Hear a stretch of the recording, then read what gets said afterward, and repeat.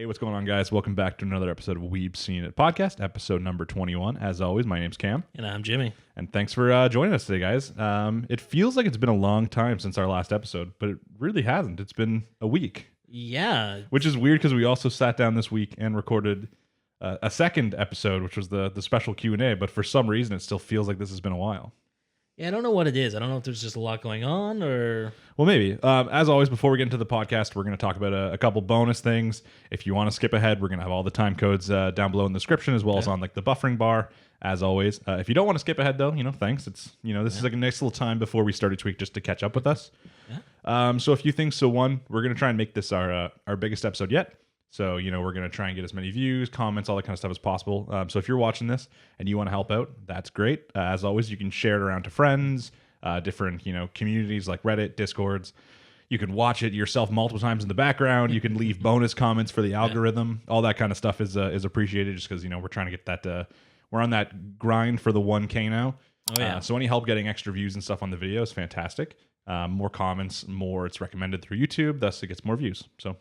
Yeah, so just share us around, send us to anyone you know, drop it in the work Discord, whatever you got. Open 13 tabs on your computer, watching on every single one of them. Whatever you got to do is appreciated by us.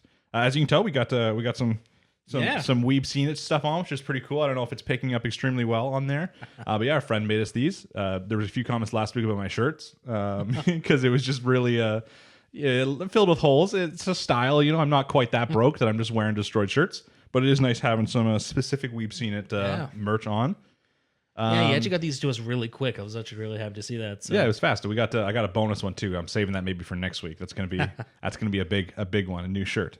Other than that, if you're wondering why you haven't seen the Q&A out yet, I had some technical difficulties. It's fully recorded. It turned out being a lot longer than we thought it was going to be. We came in around full 2 hours, I think. Yeah, we were aiming for 30 minutes. Then just the sheer volume of questions we had gotten put us up to the 2 hour mark. And... Yeah, it's the episode recorded fine. It's just that it's currently on I have an editing laptop, which is literally just used for editing the podcast, and my charger for it broke from my cat, and I'm waiting a few business days to get the adapter in.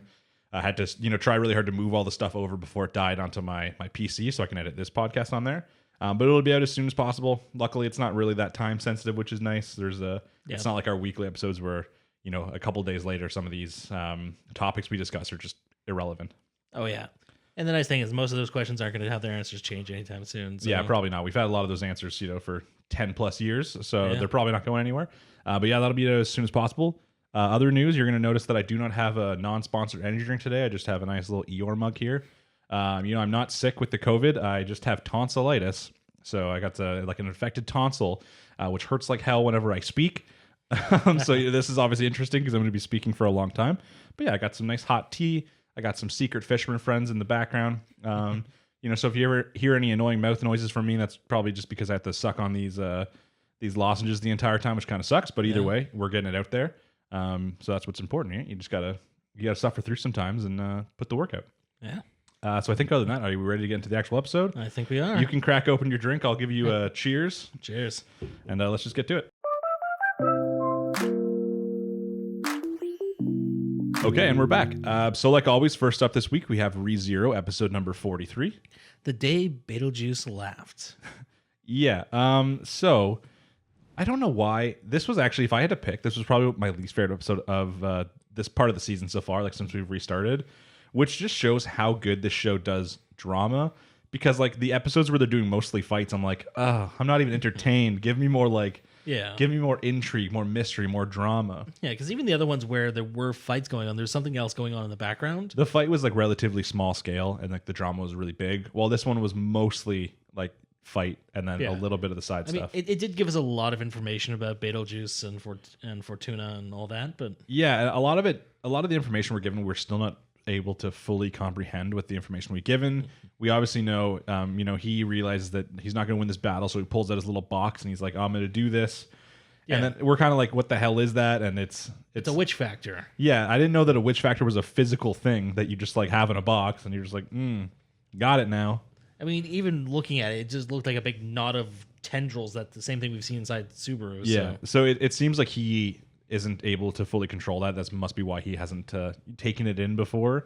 Yeah. But in this situation, he realizes that going out of control and stuff like that is worth it to try and save Fortuna, which this could very well be the reason he ends up going crazy, just because he can't maintain that. Or, as we predicted last time, it could be pretty close to good chance that Fortuna's not making it out of this, and he's going to go a little crazy through that. Yeah, and I don't know why. Every time I saw Fortuna in this, I kept getting a premonition. This is what I thought when I first saw her. Do you think that there's a chance that Fortuna's Puck? I thought there was a chance, because Puck has always been like pretty ambiguous with like gender. Like it seems like Puck's kind of like a boy because all like the comments about Amelia and stuff like that. But at the same time, the Puck has a very like motherly spirit to Amelia in some sense. So it's possible. Not to mention, obviously, Puck is like an ice spirit, and Fortuna uses obvious ice magic. Yeah. So it's possible. At the same time, we haven't got an introduction to Puck yet, so I'm wondering it's either that or maybe, as I said before, Puck could be just something that's sealed. It could go either way because obviously something to do with the seal has to do with ice. Yeah. Those are a lot of the questions that we had last week didn't get answered this episode, so we still don't know what the seal is, like what's in it, what is the the point of Amelia at this, why is she needed, why are these archbishops, the sins, why are they here?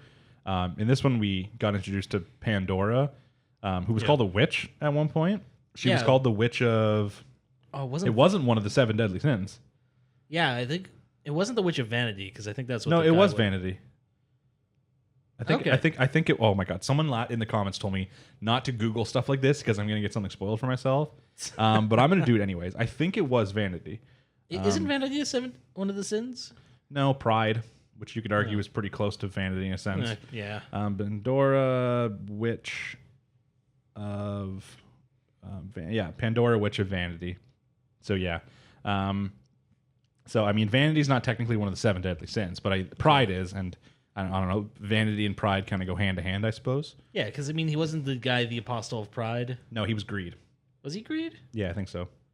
Oh, okay. Yeah. But we obviously saw her. She's ridiculously powerful. At one point, she just kind of wishes the guy was gone, and then he is gone. Yeah, he sends him back home. Or she sends him back home. Which erases all the damage he's done. Anything that he has caused no longer exists. Pedal Goose, whatever the hell his name is, his hand goes back on. And their first reaction is, we have to fight her. Yeah, I was just like, why? She doesn't even seem that interested in fighting right now. Maybe just like let's talk this out. Yeah, because I think the problem with this is that power opens up a can of worms when you could just literally wish anything into reality. Yeah, I mean, we have to assume there's limitations, or this person would be unbeatable in any sense. We literally saw her get vaporized and then just come back. That's true. So there's still so much I don't understand about the ReZero lore, like the sins, the witches cult. And I know this backstory is supposed to kind of help us put some of that together, but I feel like we need a backstory on this backstory to show exactly, like what happened, the forming of the witches cult, that kind of stuff. Yeah, because I mean, even Betelgeuse openly refers to himself, I think, at one point as a spirit. So is he a spirit inhabiting a body? Is he a spirit made physical? Well, you also have to think about his power too, right? Where he can put his consciousness in other beings. Yeah. There's a likely chance that maybe like the reason when he talks about how he's been alive for hundreds and hundreds of years, it could just be that when his like physical body dies, he just goes into another one. Yeah. But at the same time, this body, you must admit, looks a lot like the one we see in the future, just a lot less, I don't know, ugly. Yeah. But he's got like the same hair color, that kind of stuff. Yeah, so it seems like he hasn't left and went into another body, unless eventually the body he takes over slowly starts to gain traits, like his traits. Yeah, because I mean, the body we saw him with originally doesn't look a whole lot like he does now. It's just like the skin tone and the hair color. Yeah. Because obviously in season 1, we see him go into, other witch cult bodies and like women and stuff like that. Yeah. And he's got the same personality, like the facial expressions are kind of the same, but they don't like change hair color or anything like that.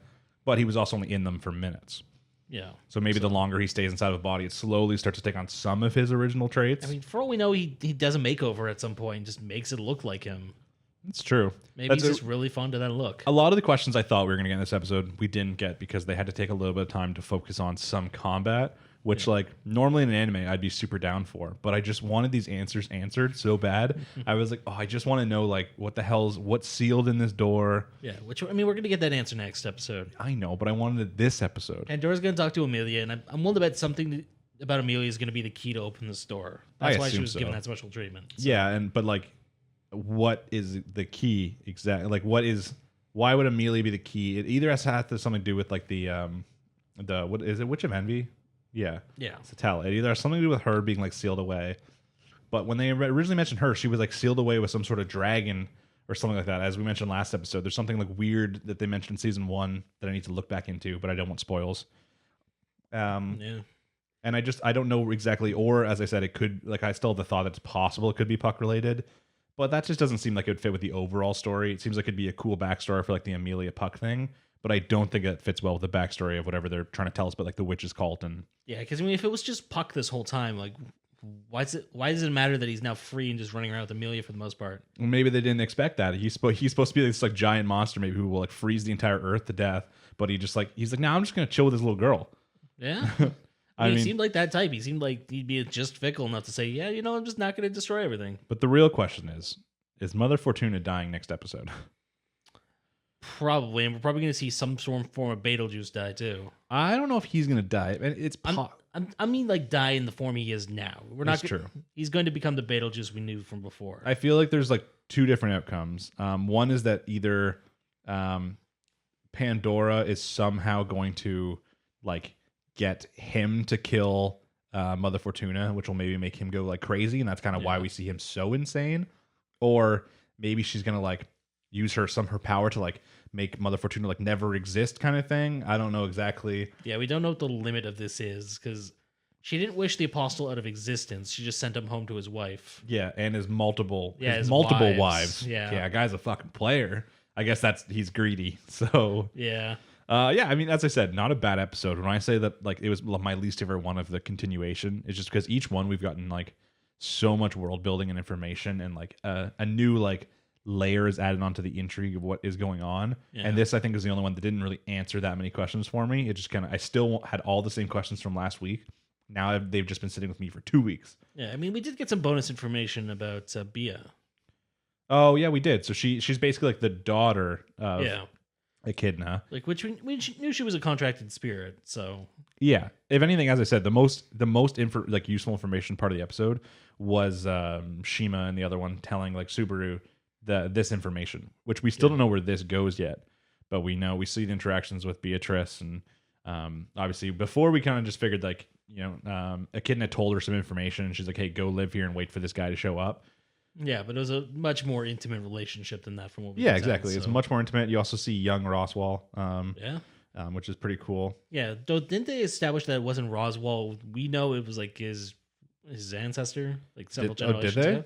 Yeah, they said it was Roswell from several generations ago. I don't know if that meant he's lived for several generations or if this is like his granddad. Well, it could be like, so how did Beatrice live for multiple generations? She's basically like a spirit. Yeah. So, I mean, like, we assume that Roswell isn't because he seems relatively human. But I mean, we've seen him bleed and die, so yes. Yeah, I mean, but we've also seen Beatrice die, but I don't know so much about the bleeding part. Yeah. I don't know. Yeah, I didn't even catch that if they did mention that they mentioned something about him, but I mean, he literally is identical. He's just missing the makeup. I mean, he also doesn't have that same showman attitude from what I guess, but it's also like not just anime, but all sort of TV trope of that ancestors are just identical twins somehow. Yeah. Which I'm like, that does not happen. Like, you're like, hey, that guy might have the same eyes or his hair might be similar, but we don't have great grandpas who are just our, perfect twin.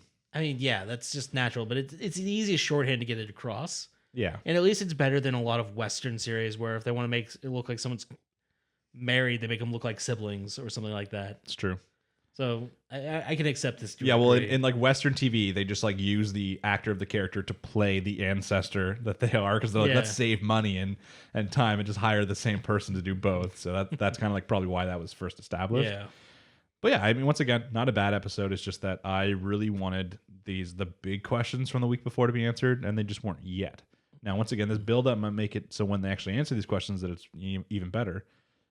Because I mean, we did get to see some more stuff too. We got to see a different great beast.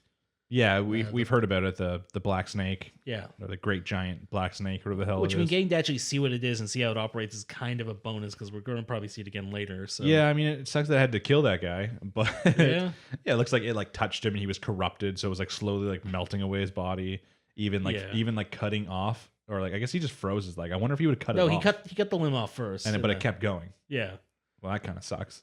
Yeah, it's kind of bullshit, but yeah, I mean, that's cool. We have obviously heard of that. We know why they exist, but we haven't seen that specific one. It's the only one we haven't seen to date. Yeah, and seeing as Subaru has kind of made a pledge to destroy these beasts in some capacity. Yeah, it kind of had to be introduced. Yeah. Yeah. I mean, I don't think we're going to get to that. Probably not this season. Yeah, I would, at this point with all the information, I'm like hoping we at least see him destroy, something else, like one of the other beasts. I mean, we'd probably see the rabbits, if anything. Yeah. Because that's the one who's been proven to be an immediate threat as it stands. It's true that, but you at the, and they've also like mentioned how to beat it, which is always a hint that they're going to do it. But he's like, oh, how am I supposed to kill every single one at one time? So we're going to get some sort of answer to that. I mean, Roswell's is going to have some bullshit solar bomb or spirit bomb shit. And I think if he was going to do, I guess he didn't really care about keeping himself alive. Yeah, he's like, no. He specifically wanted everyone to die. Yeah. So. But yeah, all we can really do is wait till next week to kind of see where we get, like if we get these answers about the door, the seal, that kind of stuff. Obviously, they're still going to have to finish off this fight between Pandora and. I don't think they will. I think it'll be a non-fight. You think so? She has the power to just wish them out of existence. It's not going to be much of a fight. It's true, but I think they're going to use this time to flex a little bit and like try to make these two characters come up with like this like flawless plan to stop her. But no matter what, it won't obviously work. Yeah. But I feel like they're still going to do this like big kind of sequence of them attempting it just to find out it's useless. I feel like they already tried that. It just didn't work. Yeah, I guess that's true. I hope, once again, I hope that they don't really put too much time to the fight because I want these questions answered. Yeah. And then obviously we still have to take time to get the rest of this story that Shima is trying to tell Subaru because we didn't get a conclusion of that. That's just how the episode ended off. No, she led off saying that, and then the purpose of Sanctuary came to be. Yeah, like this is the Sanctuary before it was the Sanctuary. Yeah. So that's information is important. So we have to figure out. I'm guessing the next episode will start off with like the first half concluding that story, and then the second half concluding the Mother Fortuna Pandora fight story. If I had to guess. I mean, probably. It depends on which one's going to have a bigger impact on the story overall. So I feel like they're both going to be pretty big, but I feel like I feel like Shima's story is going to be mostly about the Sanctuary, and the other story with the door and the seal and Amelia probably has some bigger undertones if I had to guess. Yeah. But yeah, so a good episode. We'll be talking about the next one next week, obviously, as always. If you're a fan of ReZero, leave us a comment, a theory, anything down below. Yeah. Once again, if it's a spoiler, just make sure you leave it far enough down that people have to click the read more button so they can choose if they'd like it spoiled for themselves. Yeah, it's just common courtesy at this point. Yeah, spoilers aren't bad as long as everybody gets the choice if they want them or not. Because some people love spoilers, and some people don't. Yeah, some people just have to go ahead and read ahead and make sure they knew what exactly. My wife likes reading the end of the book before she starts. She likes reading the last couple pages first. Okay. I know, fucked up. I don't get it either, but whatever. Teach Her choice. Yeah. I mean, we all have that friend who goes and Wikipedia's whatever we're watching, so he knows the big twist before everyone else. So. Ian, exactly. I was thinking Spencer from high school. But yeah, okay. So we'll be talking about ReZero next week. Obviously, it's a big show. We're waiting to get these really juicy episodes. Yeah. So and I think we're going to get a nice payoff. So. I hope so. But yeah, we'll be talking about that next week. Okay, next up, big one. Promised Neverland, episode 5. Still no title. Still no title. That's okay. Obviously, we talked about this last week. I think this is the first episode where they have officially gone off the manga content.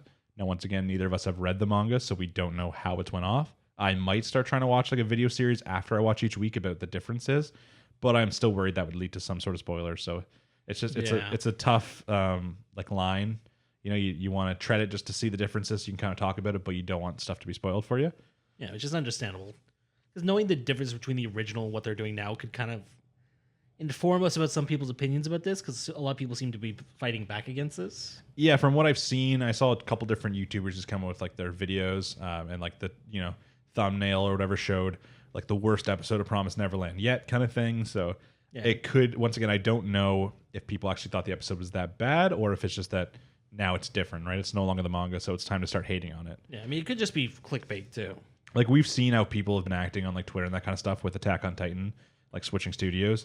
Even though the show's still fantastic, people are hating on it just because it swapped. So yeah, some people don't like change, and they'll just naturally hate it because of that. But I had very mixed feelings on the episode.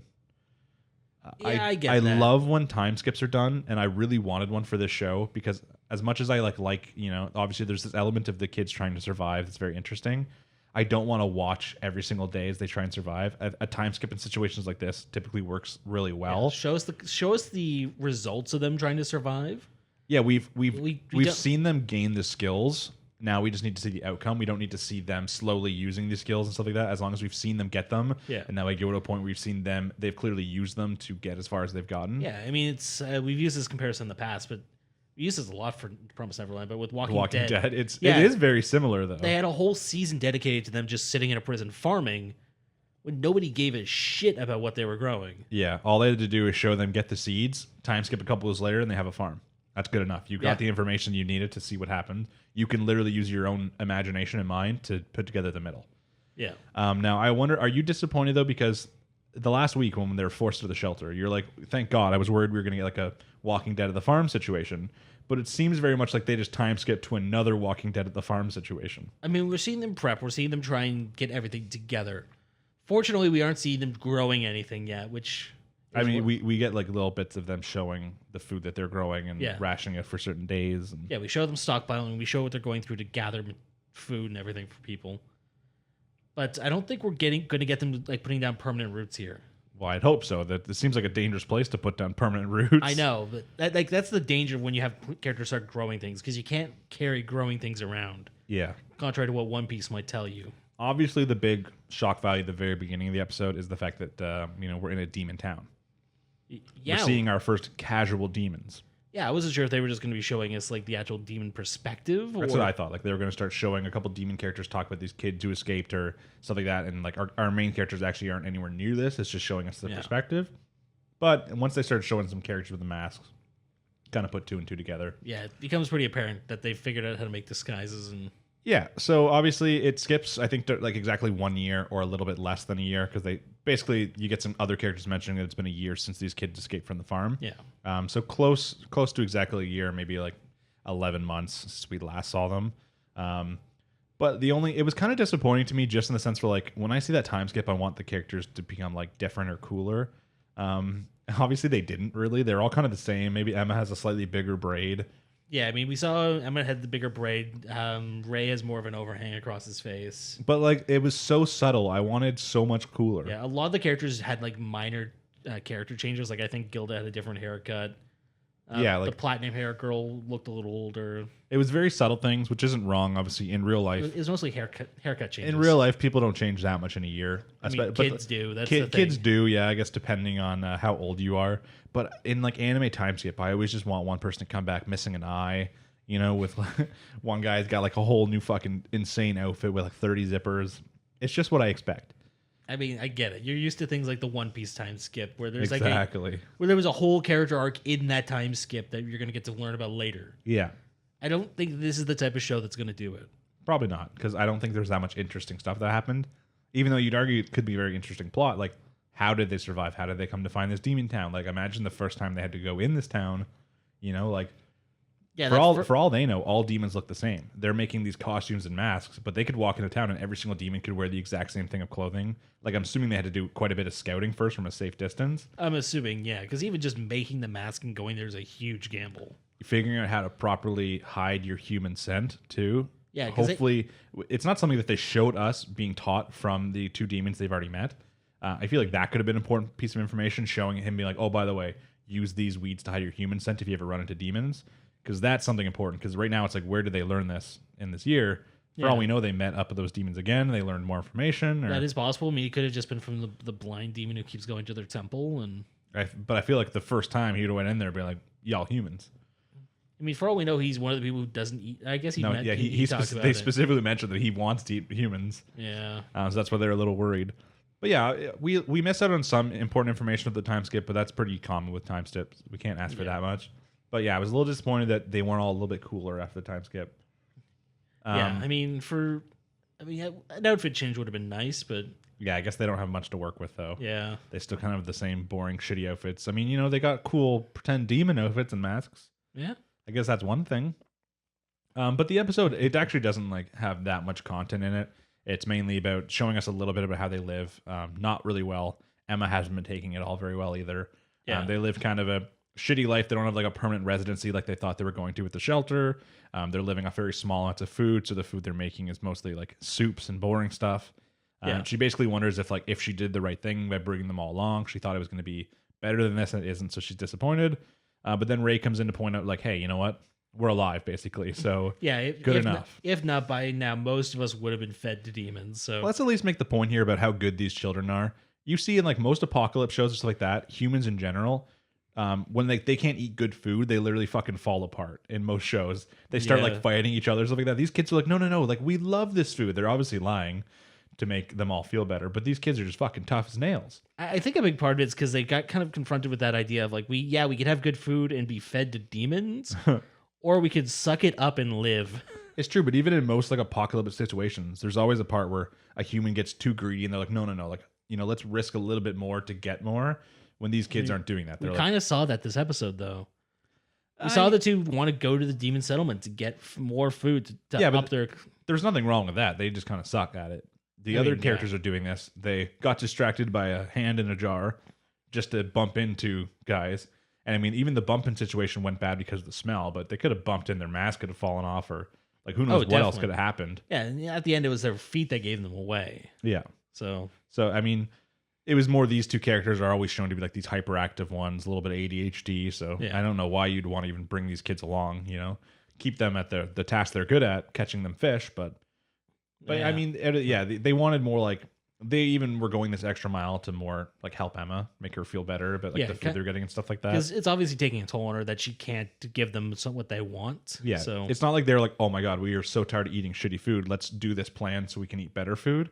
They didn't actually care. They're like, let's do this plan so she feels better. So at least that, I don't know. Normally in like apocalyptic shows, we see like infighting going on. I mean, these kids are pretty good at not infighting. I'll say that. The big part is we usually see like adults infighting those shows. Yeah, adults. It's people who have they've had more, they've lived more, they expect more. Well, these are kids who they kind of were grown up in this communal setting, so everyone's very close to each other. So they're literally family. Yeah, so you might fight with family, but I'm not going to stab someone over a bagel. Well, it depends. Sometimes my sister's pretty annoying. But I mean, like it's at least nice to see like good characters, obviously. I'm still waiting for when we get the first death, like when we have the first mistake that actually cost the character something. Yeah, I almost expected that in this episode, like to lose one of the two, but yeah, obviously because in most stuff like this, there has to be like repercussions to mistakes, even the smallest mistakes. So I expected really one of those kids to get a little bit guffed, or I'm still expecting it at some point. That's why there's always this like undertone of a little bit of dread. But now with the twist in the episode, we don't really know where the show is going. Yeah, I wasn't expecting to play this card this soon. Yeah, we've discussed this about how we thought this was going to be a future season thing. Because obviously most of the episode just takes place about showing off kind of how they're living right now. Making their own food, rationing it. Every now and then they're going into this demon settlement to get some sort of shitty, like a little bit of food. Like it's not really helping. Yeah, they're just trying to barter and get something extra. So yeah, and then there's the point where this demon who comes to, because they're basically living in like a temple currently, and there's this old demon who's like blind, who has or some sort of mask covering. Yeah, comes in and they're using certain weeds to hide their scent, so he doesn't know they're human. I'm assuming he's going to be more important in some of the next episodes. Like something's going to happen, or else I'm not 100% sure as to why he's introduced. Yeah, I mean, it might have just been to set the tone and set like the offerings that he's been giving has been kind of supplementing their food, but yeah, like a little bit of fruit and that kind of stuff. It could have even just been to drop some of the information that not everyone's happy with the farm situation. With how and also Emma and them realizing that like these demons also have families. Like it's hard to not look at the things that are eating you or want to eat you as just complete monsters. Yeah. But to them, it's just the natural circle of life that they eat human meat. And some of the families are literally suffering because they can't get human meat, as then it goes right from her talking with the old man right into the scene about the two demons that we see in this episode. They have two children or two friends or two siblings or something that are, I think they gave it a specific word, I guess, for when you don't eat human meat enough. Yeah, they called it regression, I think. Yes, and they're literally like degenerate, like they're degrading away basically. Which it was kind of interesting to see because one of them was definitely quadrupedal, and it was a really weird looking thing. Yeah, so it's kind of interesting to see how the family structure works, or if it's just like adoptive situation. But and these two characters basically they're coming, they're not able to get high quality meat. They don't have the money. Yeah. So they're like, you know what? We've heard the rumor that there's these kids out there. Let's just find them. And perfect. They run into them in the same day. As they run into these kids, they basically chase them. You get a little bit of an action scene of Emma and Ray kind of taking over, using all their tactics, becoming fucking ninjas. just flying over these roofs. Yeah, they definitely showed some weird physical capabilities coming from these two. Yeah, which I mean, I guess is just like evolution in a sense of them. We don't know what they've been through the last year, but yeah, but I think like world-class athletes would have trouble making some of these jumps they're pulling off. it's true. But our world-class athletes need to escape from demons. Who knows? I mean, I guess motivation is key. Exactly. So yeah, they're escaping, but last minute, they're kind of cornered. And as they're cornered, we do see a separate scene of Gilda and Dawn and all them. They're leaving the town subtly when someone's following them. Yeah. The person leans in, whispers something, and then leaves. We don't get to see what they whisper. We don't even get to see the reaction to the whisper, really. No. But right then, most of us as viewers kind of assume that this is some other human that's in there. Living and helping. And then as Ray and Emma are cornered, about to die, or about to be taken and eaten or whatever, a bunch of other demons come out and kill those two demons chasing them. And then of course, someone in one of the demons is like Emma, and then you see the shocked faces of Emma and Ray, and then reveal, face mask off, it's Norman. Yeah, like I can't even imagine the circumstances. Like, do you think this is just like an elaborate bait? That's what I wondered, but I don't think it can be. But it's not. I don't think whatever situation where they gave Norman, and there was kind of a shocked face there, it doesn't really line up with what could be happening now. Unless like the other, because they haven't shown any of the other people that are with Norman. Unless one of the other one takes his mask off and it's like Isabella, and this is actually some sort of like setup. Yeah, but for all we know, this is. Isabella sent Norman out specifically to reconnect with Emma and Ray. Mm-hmm. Then rejoin with the group, give information on where they are, and then have them all get taken in. But I feel like at the same time, there could be this chance that Isabella is not only among them, but could even be the one that whispered I think it might have been Gilda's. I don't know exactly which kid it was. I think it was Gilda. But there's a good chance it could be Isabella who even whispered to her. And this is a big setup, and we get the answers as to where Norman went. It's possible that instead of eating him, they recruited him to be a super smart soldier or something along those lines. Yeah, because they have established that they're keeping humans as soldiers, and yeah, it seems like there's options for some of the humans that perform the best to not be eaten in a sense.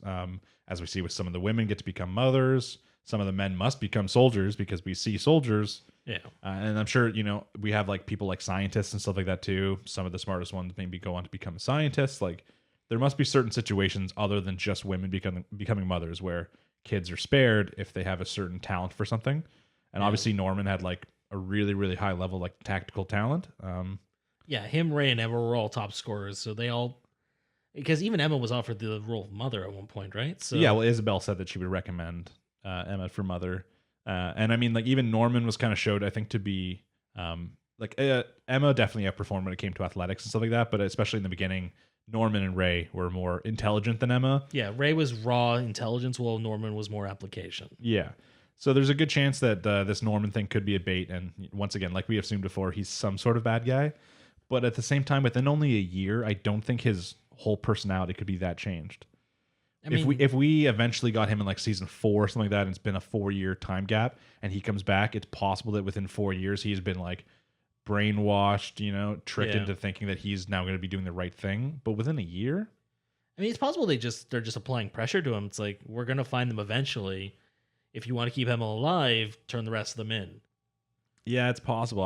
You don't think Norman would fall for that unless he's working with them to then knows that he's not going to fall for that to then try and double cross the group he's working with to actually help out the kids in a better way. Yeah, like for all we know, this isn't actually Norman. Yeah. For all we know, this is just some lookalike. For all we know, they skinned Norman's face and put it on top of another person's face. Like, we don't know the degree of technology that's available here. They obviously have, like, the jars they were keeping flesh in looked pretty high tech, right? Yeah. So there's obviously some degree of technological separation from what we expected. Yeah, because all we see is a house with some sort of technology. We've seen stuff like cameras and stuff like that was given to Ray. But we don't know exactly. We know what the year is. We don't know if this was still human years, how technological would the human side be versus the demon side. Like, we don't know enough about the world to really say in which era are they currently with their technology. Yeah, because on one hand, we have hand crank radios. On the other hand, we have futuristic sealing jars to keep meat fresh. Yeah, and like the demon town we've seen so far seems like a pretty primitive town, but that it also is shown to be a very poor town. Yeah, it's openly referred to that it's almost on the verge of collapse. Yeah, so we really don't know. And like, once again, it could be the demon settlement could be still relatively primitive, but the human aspects, like the people that are watching the farms and stuff like that, might have much better technology. Yeah, because I mean, we saw full automatic weaponry on the soldiers with like proper. Oh, yeah, they SWAT looked gear. like modern day SWAT team. Even like when you look at the cameras that like Isabel and them were watching, they were like full like TVs and stuff that they had. Yeah. The hand crank radio is probably more of a backup one since it's inside like the shelter. Probably not as advanced as they have with other technology. Yeah. But right now we do not know enough. It's literally just Norman pops out. We obviously are all surprised, and then the episode ends. Yeah, we're gonna have to see who's with Norman first, and also just hear like the actual first line to come out of Norman's mouth before we have any idea. Yeah, also figure out what the whisper was to the other children. That kind of information that we'll get next episode will help us put together a better theory as to what's going on. I am still curious to know, like, how much this changed from like the manga. Did the manga not have a time skip, or was the time skip just not for later, or was there still a time skip, but when they come back, it's a different section? Like, I'm curious to know, but I'm just a little bit worried of spoiling stuff. I wasn't even sure if the time or the original included them getting kicked out of the shelter. I have no idea. I heard that most of the stuff with the shelter was the same, other than, as I said, like the phrasing. Which in this episode there was like a brief mention of people of like poachers, I think, people that are like capturing humans and stuff like that early on. But yeah, I don't know. If you obviously a lot of the people that watch our videos, they're people that read the manga, the light novel, stuff like that. If you have information that you consider relatively spoiler free, leave it down below. If you want to put a little warning thing, anyways, that's fine. Just the differences of the manga versus the anime at where we're currently at. Yeah, that'd just be useful to know. But we're gonna have to wait till next week just to figure out exactly what the fuck's going on with Norman and the rest of his little crew there. Yeah, like that's a huge chip to play this early in the season. Yeah, that's something we didn't think we were getting for like multiple seasons. I thought we were gonna get a 4-year time skip. Norman comes back, long hair, kind of evil, something along those lines. Yeah. But yeah, we'll be finding out next week, and we'll get more into what the hell's going on with Norman and his little crew. So obviously, any comments in that, leave them down below. Any thoughts, theories, of course. And we'll be back next week to talk about Promised Neverland. So next up on the list is Kumo Desu ga Nanika, episode 5. So I'm a spider, so what? Does catfish taste good? I've never actually eaten catfish. I have. It's pretty decent. It's pretty I've mild. heard it's decent. But yeah, this is another episode of Kumo Desu. Nothing too surprising. One thing I found interesting about this episode, so unlike last week, we do finally revisit the humans. We do. It's for a pretty short time. Not tons of information's given. We get to learn a little bit more about the crazy chick and her. It's not her religion, but the religion in this world that she is part of. Yeah, we actually found out that she is in fact reincarnated. She is reincarnated, but she had a little bit shittier luck than I guess some of the other kids. Yeah, she got abandoned and raised by a church, which I guess kind of explains raised the by a religious church sounds like zealotry. my nightmare. Oh, God, I'd be dead. Yeah, I'd be burning on my first night there. But yeah, so we find out. Obviously, we heard we kind of guessed before that the god that she's referring to is like the AI system in this world. Yeah. So that's what their goal is, to level up as many skills as possible just to hear this god. Which, I mean, if you're out of all the religion, just self-improvement seems like a pretty damn good religion. Yeah, until she goes into the next part, being like, oh, by the way, look out for this taboo skill since you have appraisal. If you see anybody with this skill, let me know so I can kill them. Yeah. And obviously, I believe her name's Faye. Yeah. Right beside him, obviously, has this in the last episode for attacking some sort of family member, possibly. Getting the kin eater skill that we've already seen Kumiko have as well. Yeah. And we actually got to learn in this episode from Kumiko that this skill in its description says never level this up. Yeah, there's a lot of this episode was based around. There was a lot of information, which it was probably easier to if you weren't watching this with subtitles. If you were watching this and you know Japanese, yeah, you could just actually look and read it instead of relying on the subtitles. Yeah, because so much of this background in this episode was filled up with like her skill information, and a lot of it wasn't really answered as to what it does. Like she gained a lot of new things. One of them was the hell was it called? It was called Pride. It was the big one. Yeah, it said in the description that it like upped her like stats like tenfold or something like that. Upped her stats, upped her growth. It gave her a massive boost across the board. But didn't really explain what else it did. She gained like abyss magic and like a magic called like Hades and a manifest Hades. It was one of the skills. Yeah, but once again, she attempts it, but nothing happens. We don't see it. She still hasn't exactly figured out how to use magic at this point. And then she openly shows 2 skills. It's like, I feel like I need these to use magic, but I don't want to use this one. Yeah, she used detection once, and she gave her like the huge migraine, and this one's like perception or something like that, like magic perception. So yeah, she still has no idea how to use magic. She has all these probably really powerful spells that we're not going to see. I found this episode a little bit weird because she wasn't losing. Normally there's like a lot of back and forth in all the battles. Maybe it's just because all those new stats she got, but she left and she trained a little bit, lifted some logs or something, made some web dumbbells, and then she came in and she wrecked the little sea horse lava thing. And then we get these new enemies, the catfish. Yeah. And so far in the show, every single new enemy shows up. There's a lot of back and forth, assuming she doesn't run and they fight. There's constant back and forth, right? If you think back to like the monkey battle. Yeah. Like that was like Lord of the Rings level, like battle there, like battle for Helm's Deep. It was, but I think the big difference with this one is that she actually prepped before she went in. But she didn't even know, but it was a brand new enemy shows up, the catfish, and she ends up not only fighting one, but two. Obviously, her appraisal is leveled up a lot, so she gets a lot more information all the time. So knowing what you're up against all the time probably makes it a lot easier. It does, and the fact of the matter is everything in this area seems to rely pretty heavily on heat. Yeah, it relies around its environment, which is the magma it's swimming in, which she can't do anything about. But they all also, when they run out of their options, they just start walking on land. So they really kind of fuck themselves. Yeah, they're pretty basic AIs in that regard. If I ever fight a shark in real life, I hope at one point it decides to walk on land so I can take it out. To be fair, based on this context, it would have legs. That's true. I don't want that then. Never mind. No, thank you. But yeah, she ends up, there's two catfish. She ends up like really easily killing the first catfish. She gets it with she hits like 3 damage of poison at one point with her web. And then she throws a little bit of poison in its mouth once. And then it's just dead. Did that not seem really quick to you? I think it does. She mentioned that like she leveled up her poison, so it's stronger than the last time we saw it, which is like the monkeys. Because there she was like pouring it on them, and it wasn't even quite killing them. And this one she did like a little spurt, and it was just dead. Yeah, I think the big difference with this is that they're actively ingesting it. Yeah, I guess they'll eat anything, right? They're like choosing to. But yeah, she kills it really fast, and then she eats it. And upon eating it for the first time since she's entered this world, it's tasty. Yeah, I'd assume for 2 reasons. One, because it's catfish, so it's a fish, and fish are pretty tasty. And 2, because of the heat of its body mixed with the heat of in lava, maybe it's already like slightly pre-cooked. I mean, yeah, I guess anything that would live in magma would have a completely different flesh texture. Yeah, like it's possible. Obviously not all the way, or else it probably wouldn't move and that kind of stuff as well. But maybe it's a little bit pre-cooked.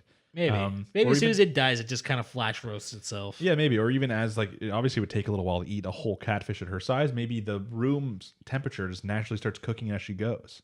I mean, we could also tastier and tastier. We could also just look at it from the attitude of she's Japanese, and this could be considered a type of sashimi. That's true. I mean, sashimi's pretty good. Plus, compared to all the shit she's eaten, it's got to be really good. Yeah, that is true. And going back to the poison thing, we also forgot to mention she actually chose to do her evolution this time. She did. She had a very like jester look. So she went with the one that we both assumed she was going to go with, which was the poison. Yeah, poison Terratech. Instead of just going from small Terratech to Terratech. Because, obviously very poison focused. She's had a lot of luck with it. Yeah, it's also considered a rare subspecies based on the information she saw. So and yeah, we see it with the look changes. She gets a little bit like jestery. Like it almost looks like she has like one of the jester necklaces with like the pom poms. Yeah, she's got the collar with the little pom poms. She's got a few other pom poms scattered throughout her body. And yeah, so the evolution was cool. The catfish battle, I kept expecting like when the second catfish left. And, she's really confident. I'm like, oh, yeah, here's the part where they twist and there's even bigger catfish comes out. Like the back and forth we've seen. But no, it just kind of... I think this was just supposed to be the episode where she finally got some sort of reward for all the effort she put in. It's true. Out of all the episodes we've seen, this is the one that was the biggest growth overall. It felt a little bit more like other isekais where, she got some sort of new skill that made her a lot more powerful. Yeah. But unlike the other ones, not only did it take us 5 episodes in, but she doesn't fully comprehend this. And neither do we, obviously, because we see it from her point of view for the most part, so we also don't comprehend what most of these skills do. Yeah, I have a feeling she has a bunch of really powerful skills in her back pocket that she just has no idea how to use. I mean, she literally has like a skill or something with the title. It's like Demon Lord. She's like, I could be a Demon Lord. Yeah, and she starts like referring to herself by that title. It's like, okay, that's gonna get you fucked over. Yeah, so most of it's just kind of seeing her. She kills the 2 new monsters. She's slowly trying to work her way up. The upper levels, but she's like, I don't want to just go back to the hole before and come up because then I'll fucking run into that dragon again. She runs into a new Earth dragon in this at one point and flees. But yeah, we're seeing her like slowly move up. I'm trying to think if the end ended with a cliffhanger. I didn't watch after the credits. Someone's gonna be mad at me for not watching after the credits. Okay, again. I'm gonna just tell you what it is because it was pretty damn important. I was gonna say I'll watch it after this. What is it? So, Julius's or the guy's brother Julius, right? Yeah. Or Julius. Julius. They pronounce it Julius, and it pisses me off. Okay. They showed him with his guide about to enter into the magma chamber that Kumiko's in. Really? Yeah. Oh damn. Okay, that is pretty important. Yeah. You know what I think is going to happen? I know exactly. You think he's going to fucking die because for some reason you're like, man, I fucking hate Julius. I don't know what it is. I just want him to die. Now we've met him, I suppose, because you've seen it. But up until this point, he didn't really say anything. He just kind of said like, "What's ahead?" And they're like, "Okay, this is where it gets." Up until this point, we've never met him, and you've already mentioned 3 times that you want him to die. I'm sorry. Just the way his brother talks about him and fawns over him That's a huge goddamn death flag. I mean, maybe, but maybe they bond. Maybe he becomes friends with Kumiko. I mean, maybe he's the one who brings her to the surface. Or maybe he's the reason she decides to bust out Manifest Hades and levels the dungeon. From what I've heard, it sounds like we have still a little bit while to go before she goes to the surface, which really makes me doubt that he's going to bring her there. Yeah, plus he's an adventurer, and based on everything we've established, Kumiko doesn't talk. Yeah. It's her own thoughts, and they're just making it easier for us. Yeah. So he's going to see a rare subspecies of a creature in a place that it's not supposed to be. What's your first attitude to do to that as an adventurer in a video game? I mean, normally kill it because it would give you a lot of EXP or something, you know? Or a rare item, or... Yeah, I mean, but at the same time, maybe he's seen these other... If he already has encountered this before, he's like, oh, that's just a small poison Pterodactyl, whatever the hell it is. He's like, I'll ignore it. It's not really worth my time. Yeah, but it's also eating the creatures that are considered dangerous. I also just don't know what her position right now would be on killing and eating a human. Like, I don't even know if she'll eat him. I mean, wow. If she's... You don't want to waste meat. I mean... If you're going to kill him, you might as well eat him. I guess it might be the biggest reason she wouldn't kill him is because she wouldn't want to eat him. And... Yeah, I have a hard time believing that she'd want to kill him. I feel like it'd be more her. If anything, he's trying to kill her and she's trying to escape. That's what I'm thinking. I'm thinking he's going to attack her. She's going to get cornered and she's going to do something that's going to end up with his death. I don't know. We'll have to find out. That would be really big for 6 or 7 episodes in. The main characters killed the other main character's brother who he loves so much. I mean...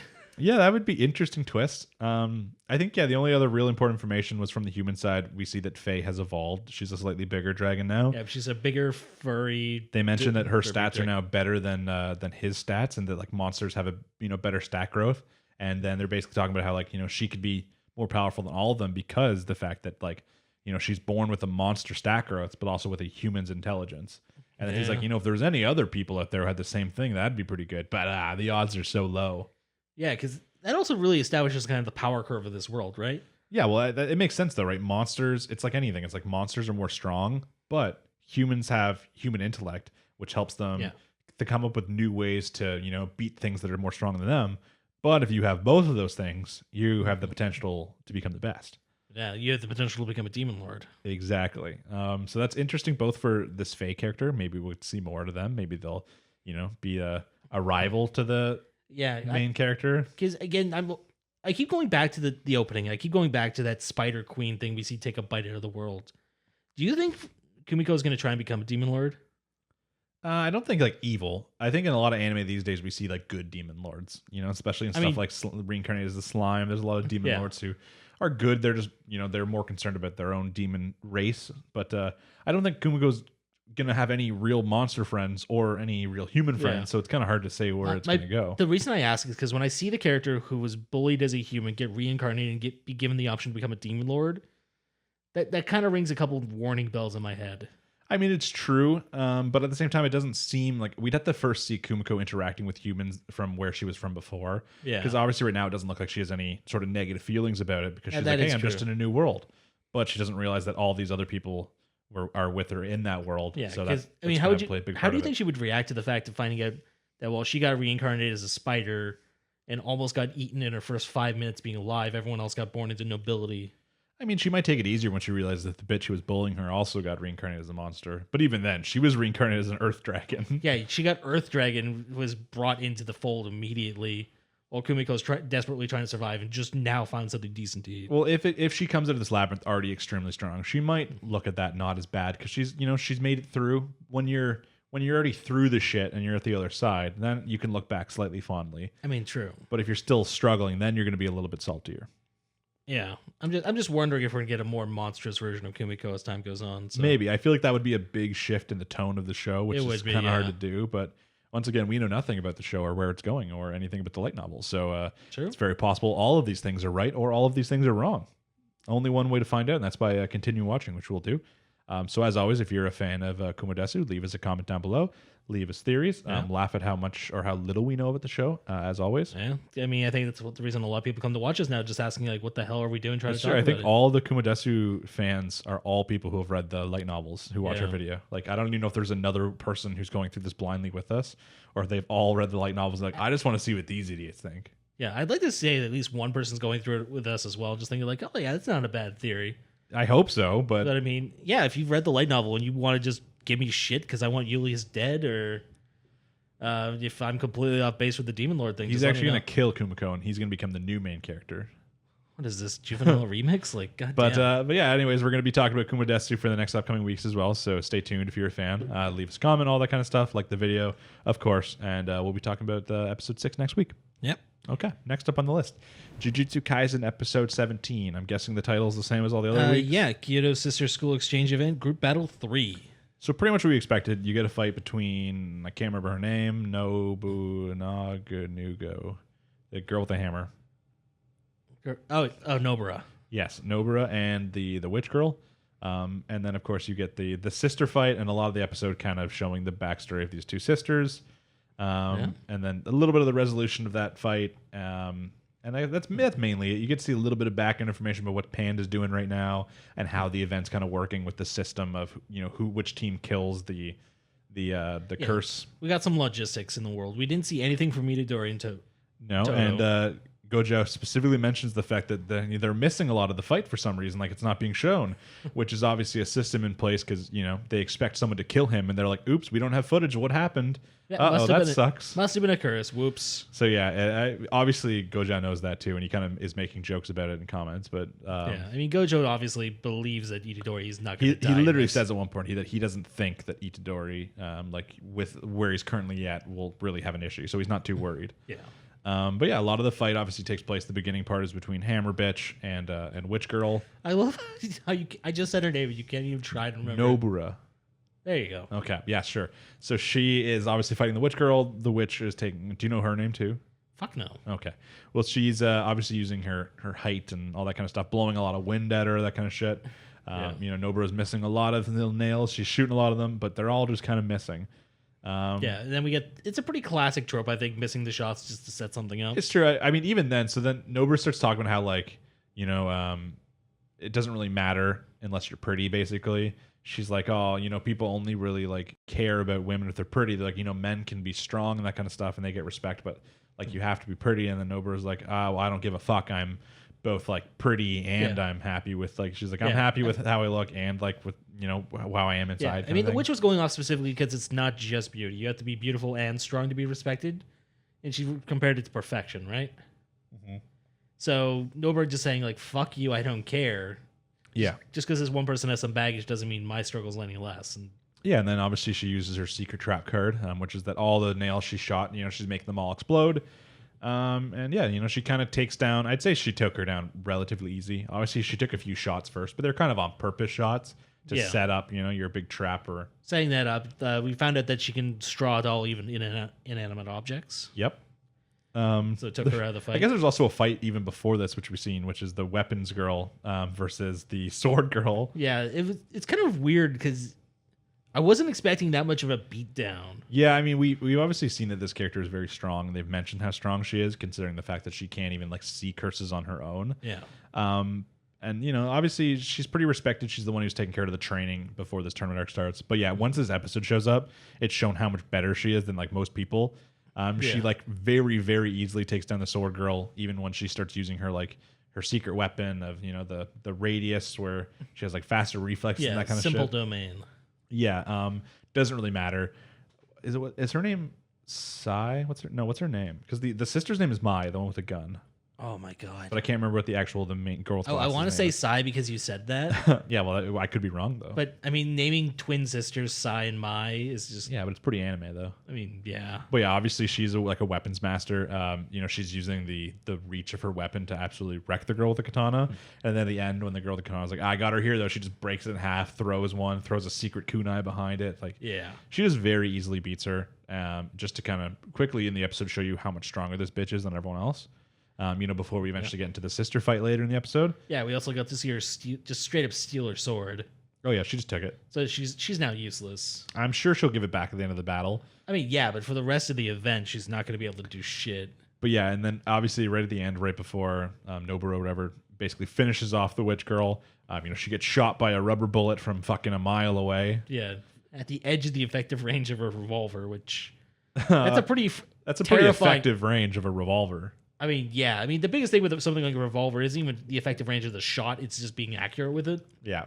And she was pretty accurate with it. Yeah, straight to the freaking temple. I think even a rubber bullet would be pretty damn fatal with But yeah, so she takes her down, but then right in time for us to get the sister fight. A lot of the sister fight first revolves around knowing the backstory. They're from one of the 3 like major jujutsu like school, or not schools, but like families, like sorcerer families. But they're not very like good. Yeah, it's very much established that when you're born into these families, you're supposed to inherit the family's technique, and if you can't do that, you're basically discarded. Yeah, and these guys. Or these two were at an even worse disadvantage because they just didn't have the aptitude for curse energy. Yeah, they all said like twins were bad luck too. I mean, that's always the case in anime. Yeah, it's true. Other than like, or in High School Host Club, can you think of a time where twins were good luck, I guess, for those twins? Yeah, can you think of anything like combat oriented where twins were not considered bad luck? Hansel and Gretel, Black Lagoon. Lagoon. Do you remember how that ended? They didn't have a good. I don't remember. I don't think they're bad luck though. I don't think anyone's specific. Do you remember what their life was like? If anything, they got work when they were younger because they were twins. I want to hit you. But yeah, obviously twins bad luck apparently in anime. God damn it. But did you actually just fucking say that? But we see the fact that no matter how these 2 twin sisters have grown to be very, very very good with high potential, but the families refuse to acknowledge it. They said that once they've kind of made the claim that these kids suck, that they're like too proud to even go back and change their mind. They will not acknowledge what they've already dismissed. So we get like a scene of basically we don't know her name, the girl in the back, like I think she was blonde, with like Satoru and the other like teachers kind of thing, and she's like, why is this girl not promoted? Because she's only like a 4th grade or something. Yeah, she's bottom of the barrel. She's 4th grade. She's like, oh, why is this chick not been promoted? And Satoru's like, I agree. And then we learn because basically their families are literally stepping in and like not letting them be promoted. Just because they're fucking salty. Yeah, which they kind of established that the big reason she's fighting in this is so that she can get her name out there, so they can't do that anymore. Yeah, she's basically like, I'm going to win this tournament so that they have a much harder time trying to limit my progression. Because it shows a flashback of her leaving the house, and she's like, I'm going to become the head of this house. Yeah. And the guy's like, ha, sure you are. Like, good luck. And then she leaves. We obviously see a lot of resentment from her sister, for both being like the weaker sibling. In general, her other sister, her older sister, slightly is always like protecting her when she's a kid, even though she's the one who can see these curses. It kind of had that interesting saying because she actually just outright said, it's like, if I can't see it, like it's not there. So yeah, so she kind of used that to help her sister, get past all these fears and stuff when she's a kid. Obviously, seeing like demons when you're a kid, probably pretty frightening. I mean, I can imagine. I would assume.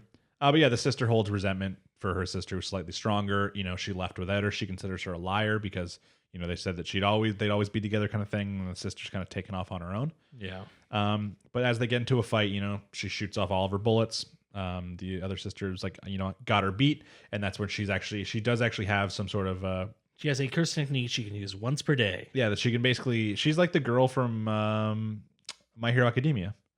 Oh, creating. Yeah, she can she can like use her powers to create stuff. But literally, currently her limit is 1 bullet a day, which isn't tons. But obviously, the fact is that it's a hell of a trump card. Yeah, the girl has counted 6 bullets, and normally, that means when that 7th bullet goes off, she's fucked. She's about to get shot in the face. But I mean, then they established that this she has her own. What was it? Heavenly Pact. They established last time. Did they? The guy with Mekamaru, like what Mekamaru had. Oh yeah. Yeah, they straight up says like she basically has the same thing. She doesn't have any type of cursed energy or the ability to see curses. But her like physical attributes are higher than like anyone else, and she literally catches the 7th bullet midair. Yeah. And yeah, like I was not expecting that. I mean, I was expecting her to pwn her sister no matter how. I didn't know she was going to dodge the bullet last second with like fast reflexes. If she was going to have like a weapon, and she was actually expecting her sister to pull out something that she wasn't expecting, kind of thing. So she was like 3 steps ahead. Yeah, but just straight up catching. Like I feel like she could have just done what she did earlier and just cut the bullet. Probably. I guess maybe it wouldn't be enough time to get her hand from where they were up. So I mean, it would have been the same difference as moving your hand up to catch it. No. Very, very different things. I've caught a few bullets before. It's a whole different technique. Trust me. But yeah, obviously she pwns her sister, and the last thing we see her sister saying is, it's not like she just forgives her all of a sudden. She's like, she's basically still calling her a liar because she does not take her with her or anything like that. They're not as close. Which I mean, getting some reason for Mai to be the bitch that she is was kind of nice. Normally we don't get that for a lot longer in a show like this. Sure, and we still mostly actually agree and see her perspective. We haven't actually really seen a reason yet for her sister to have abandoned her. We can only assume that her sister's doing it for her own good. Yeah. I mean, some sort of situation like, if I stay with you, you're going to rely on me too much kind of thing.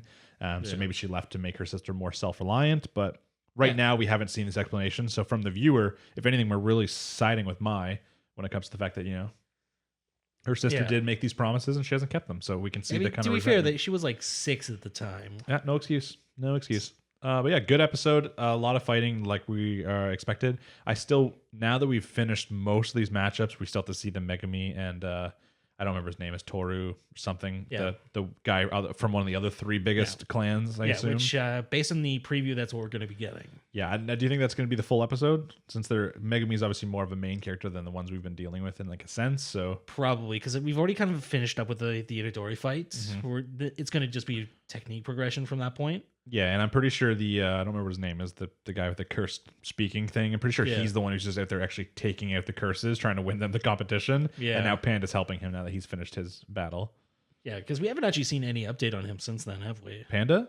No, we haven't seen the cursed speaking guy yet. No, in this episode we saw Panda literally just one shot tap a curse, and that's why we saw their score go up. But we haven't seen the Onigiri guy since basically the plan started.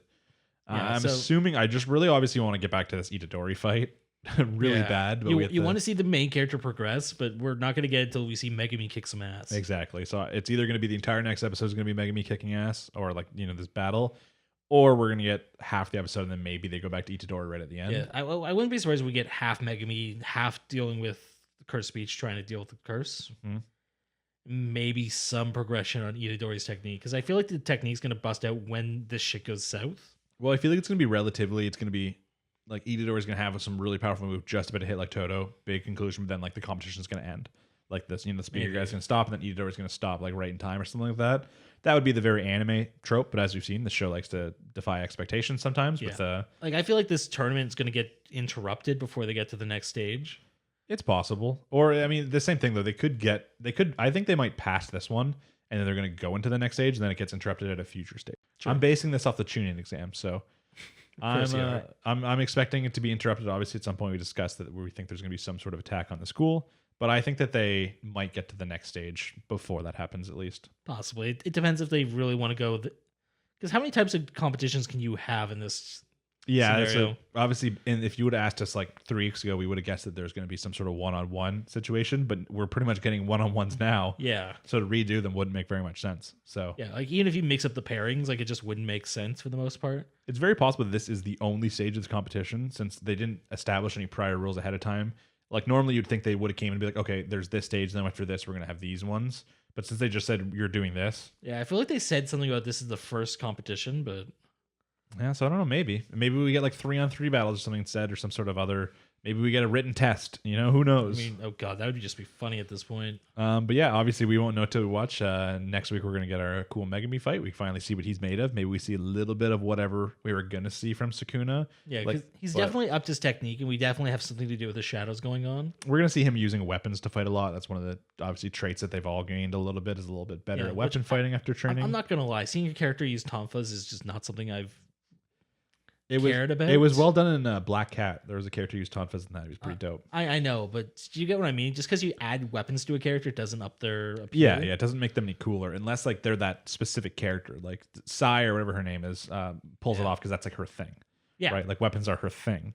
Yeah, but just giving other characters that have like different things, like his thing is his cool summoning, like cursed animal situations. Yeah, like it's one thing if you give him like a summoned sword or something like that, something that's tied specifically to the ability. But just giving him a pair of wooden tonfas and calling that an upgrade is kind of lackluster. Yeah, now obviously it helps in certain situations to gain a little bit of physical strength and stuff like that, and a little bit more combat experience is always good. Yeah. But yeah, we don't want his character to change to be a tonfa guy. Like we don't need him to be a tonfa guy. Yeah, he's already got a thing.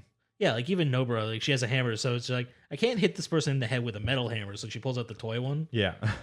Which I just wasn't even sure if she thought that was going to knock her out or not, but it looked like it was pretty powerful. But I mean, yeah, I'm just curious about what the hell was going on with it. Yeah, I don't know. It seemed more like that was like a joke than a serious thing. So it's like she's getting a little strong. Let's bring her back down to Sakura levels. Yeah, but I don't know. We'll find out next week. Hopefully, as I said, I want to see a little bit more of the Itadori fight next week. But if they have to wait a week later, that's fine. They might just hold off on the cursed speech user until they're finishing the competition, and then probably since he's supposed to be going after this final boss to end the competition, so he might be really last minute kind of thing. Or, well, the entire enemy team is dedicated pretty solely on fighting them, so Yeah. Yeah. Well, I mean, they have a secret mission, right? They got to kill Itadori, but none of them want to fuck with Todo. I mean, yeah. Would you? Yeah. Yeah. We could be bros. I'd answer his question, right? I feel it. But yeah, we'll find out more next week. Obviously, if you have any comments, thoughts, opinions, anything like that on this week's episode of Jujutsu Kaisen, leave them down below. And yeah, we'll be talking about that next week. Okay, next up. So this week, we are talking about Horimiya. We spent the last 2 weeks talking about quintessential quintuplets. Both this week's episode of Horimiya and quintessential quintuplets had, some important elements. Quintessential works more in like arcs than Horimiya does in like sense. As we mentioned last week, we kind of finished a mini arc, and we're probably starting like some sort of mini arc now. Well, Horimiya is much more like episode by episode. They finish arcs in 3 or 4 of them each episode, anyways. Yeah, like quintessential quintuplets, we're getting into kind of an Ichika Yotsuba arc. Yep. Well, this is a very self-contained episode, so yeah, exactly. Either way, it's still a slice of life, so there probably isn't going to be tons to talk about when we talk about it. But it's fun just at least mentioning it each week, talking about what we liked about it and stuff like that. So yeah. Horimiya episode number 5. I can't say it out loud. Okay. Obviously, we didn't talk about it last week, but the main point of last week is at one point she's sick. It's really the only information you know going into this episode. She was sick last week. Miyamura went over, helped her feel a little bit better about both, physically by giving her some medicine, that kind of stuff, and emotionally because she had some sort of past regrets about, not telling her mother that she needed her as much as she needed, and then right at the end before he's gone, he's like, oh, by the way, Hori's like, I also love you. And then he's like later, and she's doing the classic, I'm pretending to sleep in an anime while I hear someone tell me they love me, but she's awake, obviously. Which they both know, later he's like, you were awake. And she's like, I was awake. Yeah. But yeah, obviously the main point of the title is that you're assuming that, she cannot say that she loves him back. Not because she doesn't, but because she's like too embarrassed or something. Yeah. She's kind of scared of changing what they have. Yeah. So the first mini arc inside this episode is her feeling a little bit awkward about the whole situation. She was obviously awake. He knows she was awake. And she's like, well, I don't really know how to handle this situation. And that goes immediately into her brother Sota coming home, being like, "Oh, by the way, I saw my big bro, and he was chilling with some chick." And she's like, "Wait, what? Chick?" Yeah, she was hanging off his arm. It's like, yeah, she's like, "Oh, like they were probably just casually, walking." He's like, "Yeah, I don't know that she was like hanging off him," and she's like, "Oh God." And then literally she goes to school the next day, still a little bit awkward, doesn't really want to talk to him, tries to avoid him.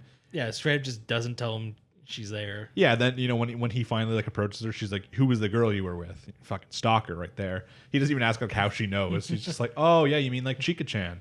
And she just starts getting mad because he just keeps calling her by her first name. Yeah, which I do love that you can remember her name. Yeah, none of the characters we deal with every week, Chika-chan just sticks. Chika-chan, right? I know. Well, he says it like 13 times, right? I mean, that's true, the whole point. And literally, like, it's not even like there's not this like huge in a regular anime. This would be like multiple episode misconception. He literally explains it right there. He's like, "Oh no, that wasn't like a girl. That was the girlfriend of my friend." Even though and she completely acknowledged that, and she still like throws fucking books at him, still mad. Yeah. And then like she's like getting pissed off because he's calling her by her first name, something he doesn't even do with her. And then literally in his head, he's like, I don't know her last name, right? You can literally assume that this is the first time he met her. His friend probably came over like, "Oh, this is my girlfriend Chika-chan," the only name he's ever heard. So the only way he can refer to her. And then, it goes to a scene where he goes over to her house, trying to clear the air, be like, "Here's your textbooks back." And even she's just like, "You don't even, like, do you even know her last name?" He's like, "No." And then she like laughs about it. She's like, "Yeah." She's like, and they kind of both are like, should I apologize? She apologizes first. Yeah. I mean, Miyamura definitely tried.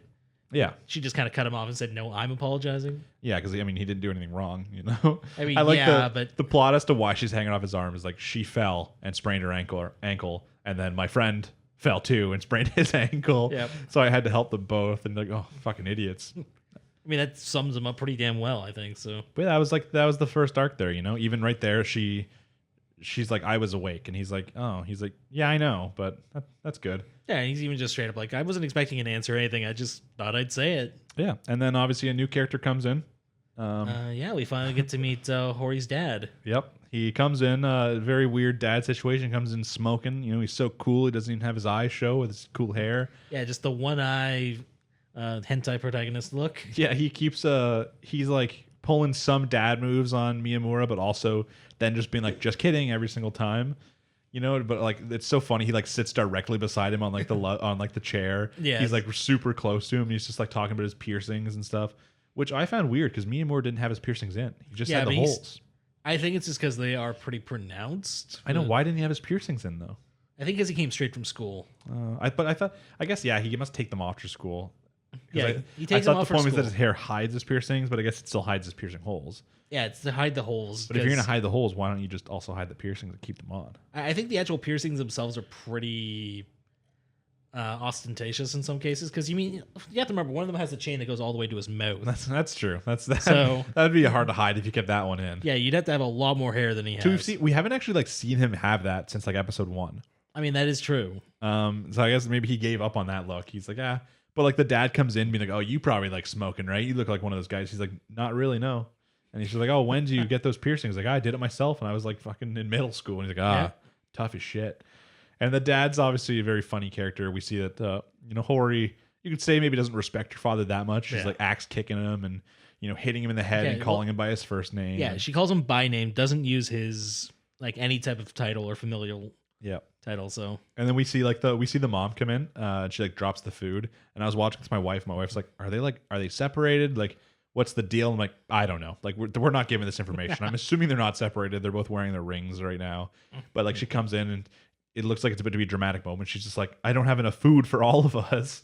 And Miyamura's like, I'll go. And they're like, no, you can stay. He'll have to use a bone of this shitty pair of chopsticks or something like that. He's like, I don't even get chopsticks. Yeah, it's like, wait, what happened to my dishes? What do you mean I don't have chopsticks? Yeah, it's like those are Miyamura's dishes now. I can give a little bit of context on this because it isn't a spoiler. Basically, both her parents are very, very busy with work, and the father is just basically never home.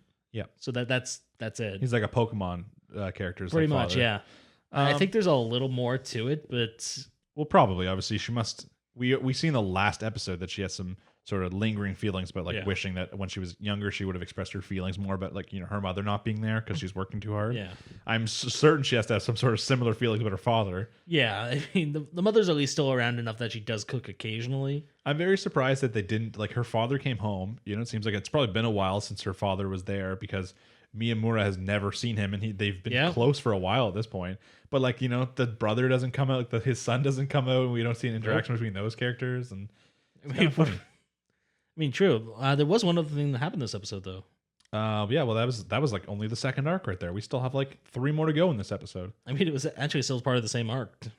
Oh, what? Where she calls him her boyfriend? Yeah.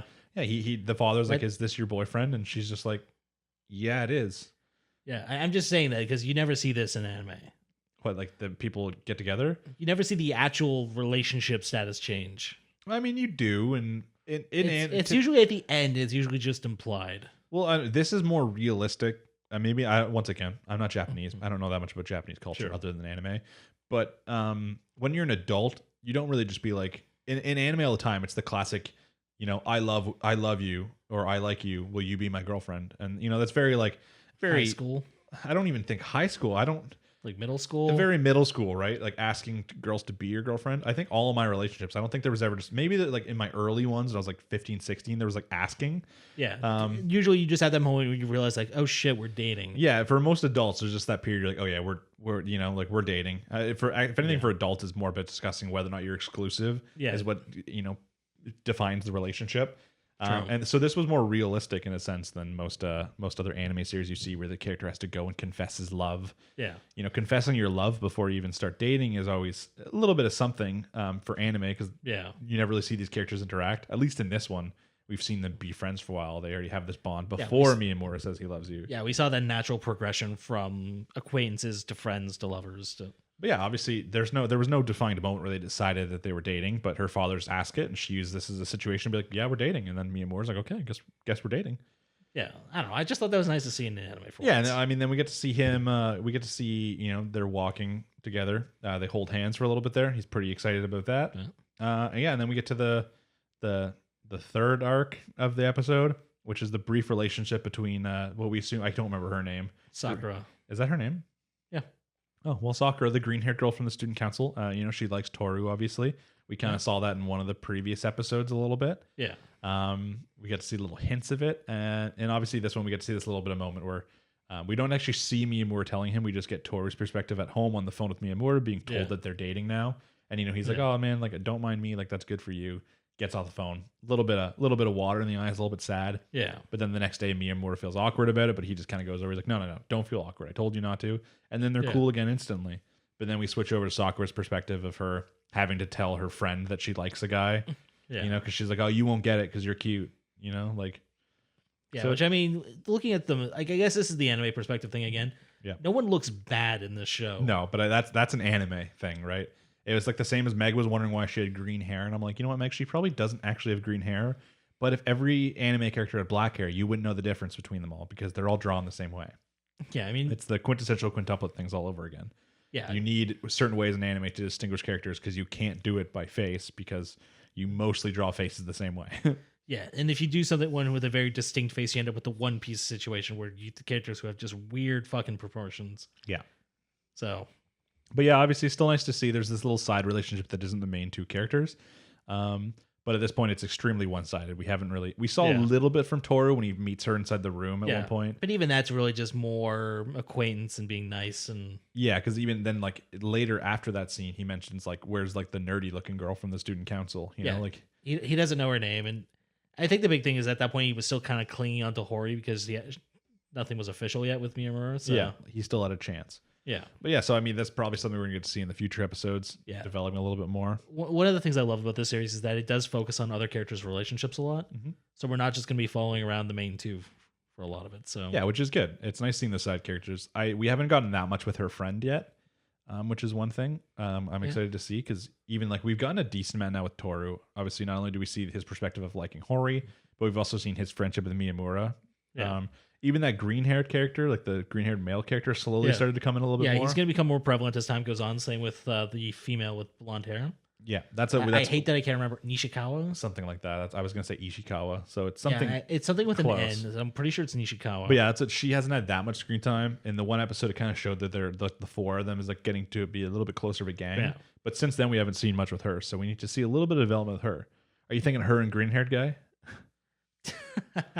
I mean, I know the answer to this. Okay, well then, no, I'm going to guess her and green-haired guy because that's the only other option. Yeah. What I will say is, I'm going to call her Nishikawa. If I'm saying this wrong, I'm very, very sorry. I'm pretty sure she's more prevalent in the upcoming arc.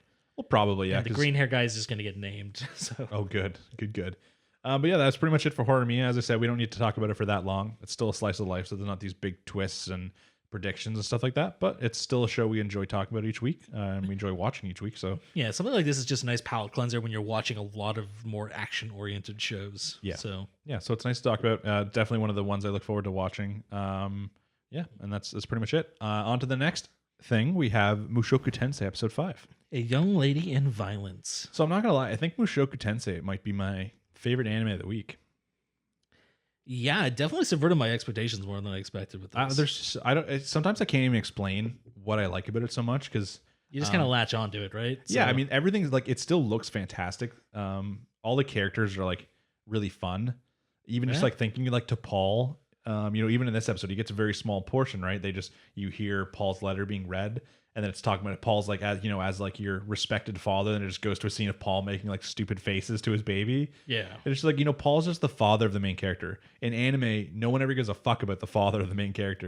In most anime, the father isn't there. Like half the time, the character is just living in a house alone for reasons that are never explained because his parents have fucked. But not up. only is like have they shown a lot of Paul and like given him character growth and stuff like that just for being a character like a father, but he's also like much more flawed than anime characters normally are, and it's like accepted. It's like having a character with like obvious flaws, like he's too big of a womanizer, and as we mentioned last time, he literally cheated, which is something they rarely ever touch on in anime, but it's like he has flaws, but we accept him still as like a cool character. Yeah, he seems like an actual character as opposed to just something we're supposed to. That's just there. Even in this one, right? He mentions in the letter, he's like, "Oh, you can have this girl you're tutoring, but like don't touch the beast girl, because she's mine." And then she's like, "Send that to your mother," and he's like, "I will."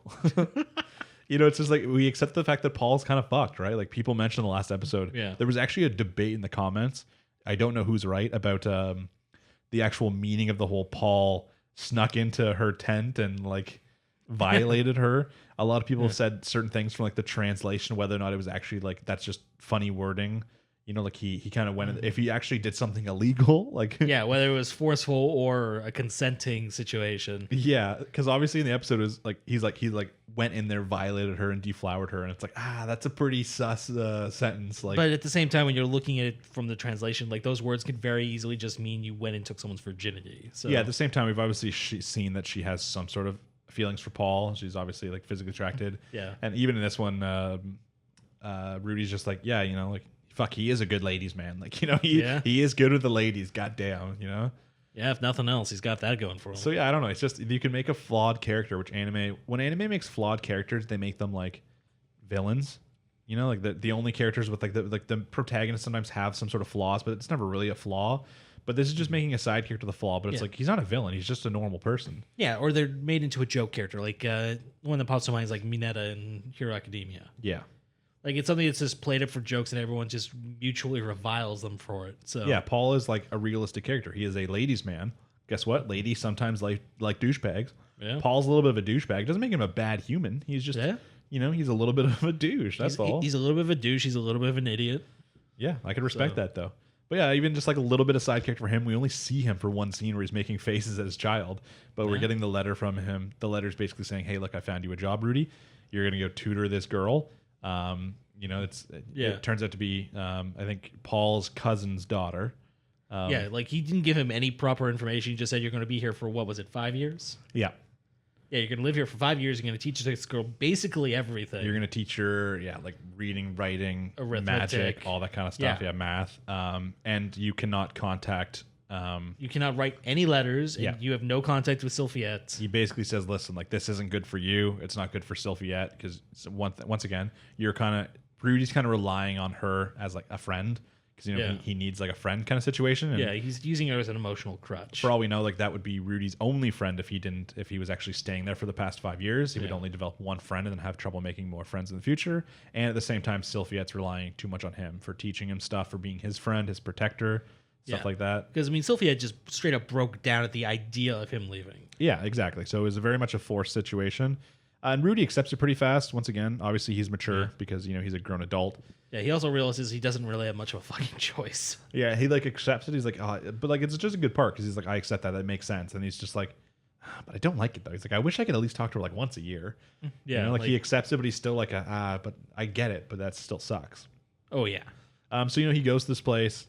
The father kind of explains like, oh, like we haven't had much success. Like as Paul mentioned this to you, and he's like, no, Paul didn't give me much information. The guy's like, classic Paul.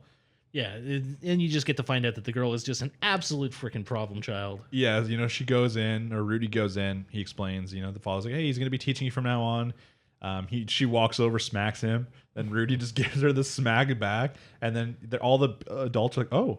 They're like, oh, is this going to work? Like, this is all she needs. A little bit of a firm hand. No big deal. And then she just beats the living shit out of him. Yeah, she just starts beating the shit out of him. He runs, he flees. And then, he goes back to meet up with the father. He's like, what are we going to do? And he's like, oh, I got like a plan. And he's like, let me tell you the plan. And the father's like, okay, I'll do anything to help. And they lean in for the plan.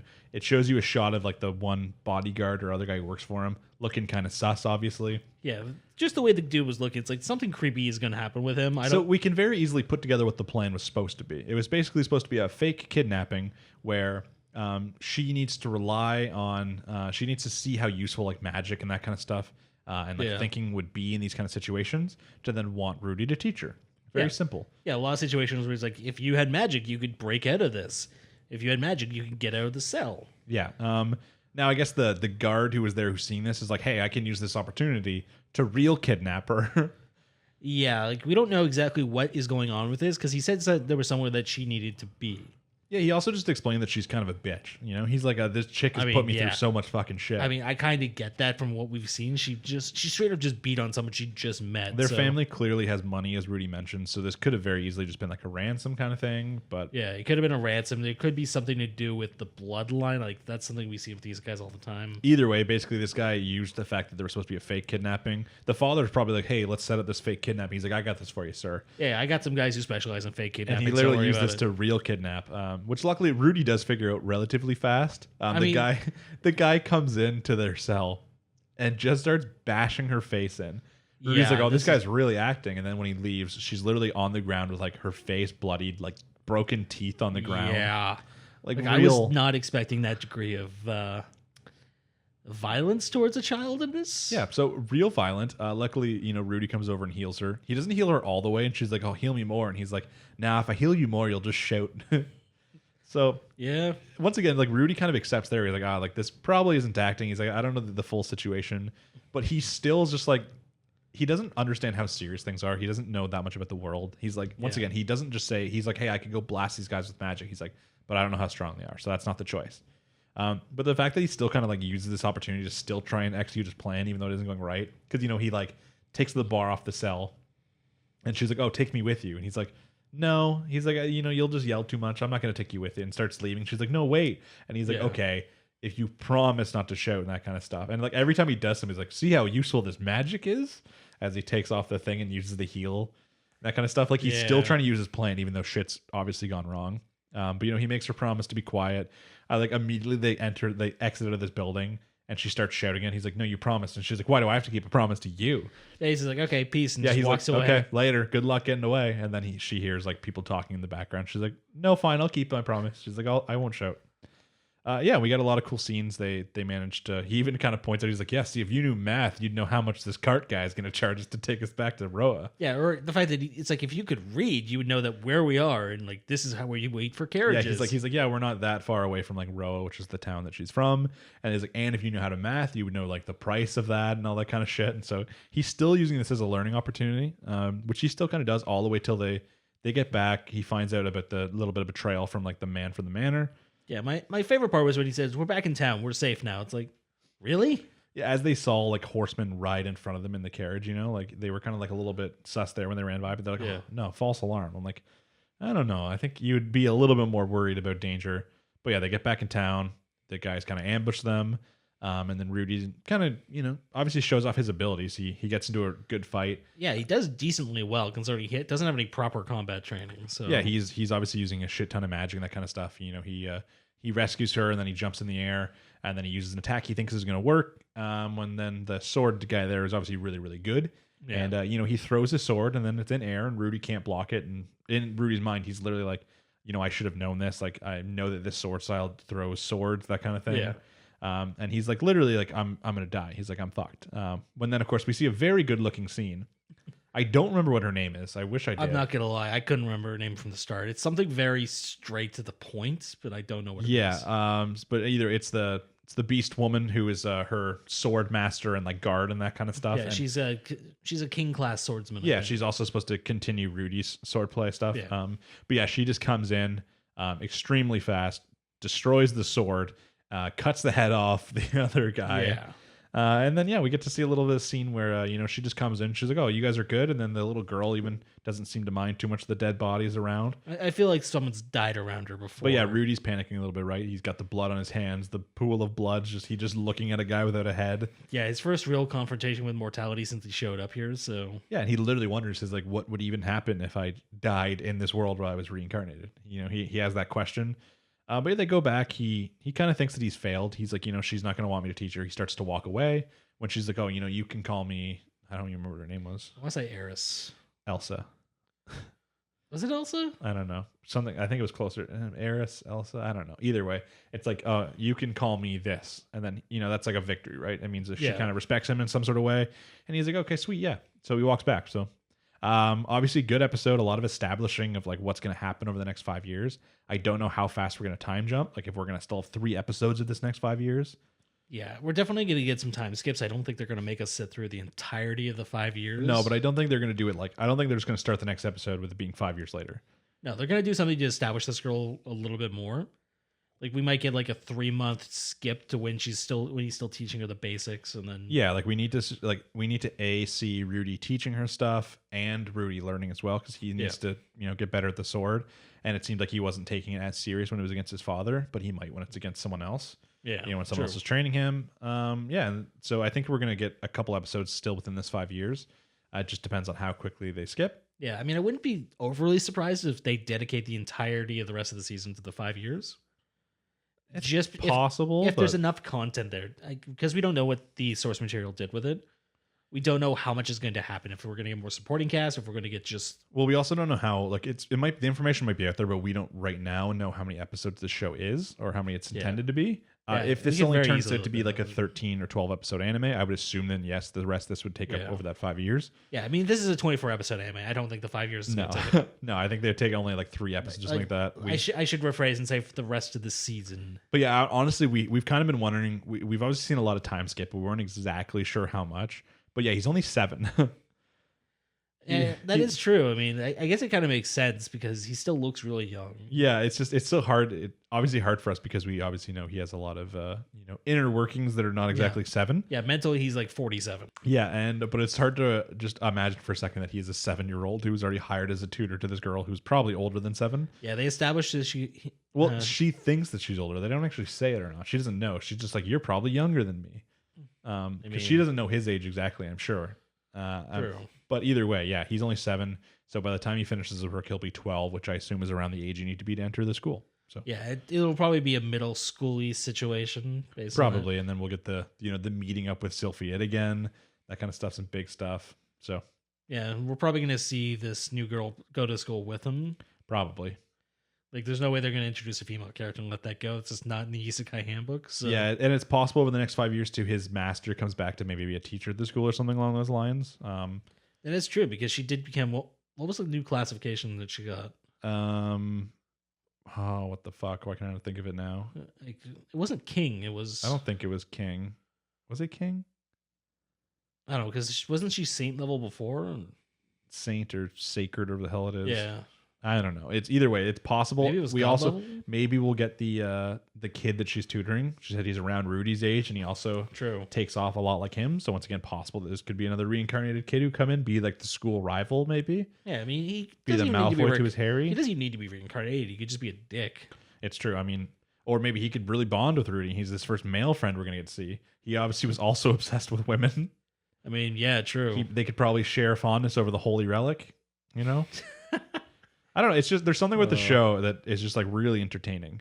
The scale and like the speed too, like the pacing of the show is done really, really well. I have never like been like, oh, just get to the point where he's like 18 already. Like they're taking each episode, like there's enough happening each one where I'm like, I'm enjoying whatever age he's at. So yeah, I think the big thing it's doing is because most of these guys fall into the trap of they just have a character show up and they just hand him all the tools and then he's done. Yeah. This one they're doing time skips to kind of establish that it is taking some time to go through this.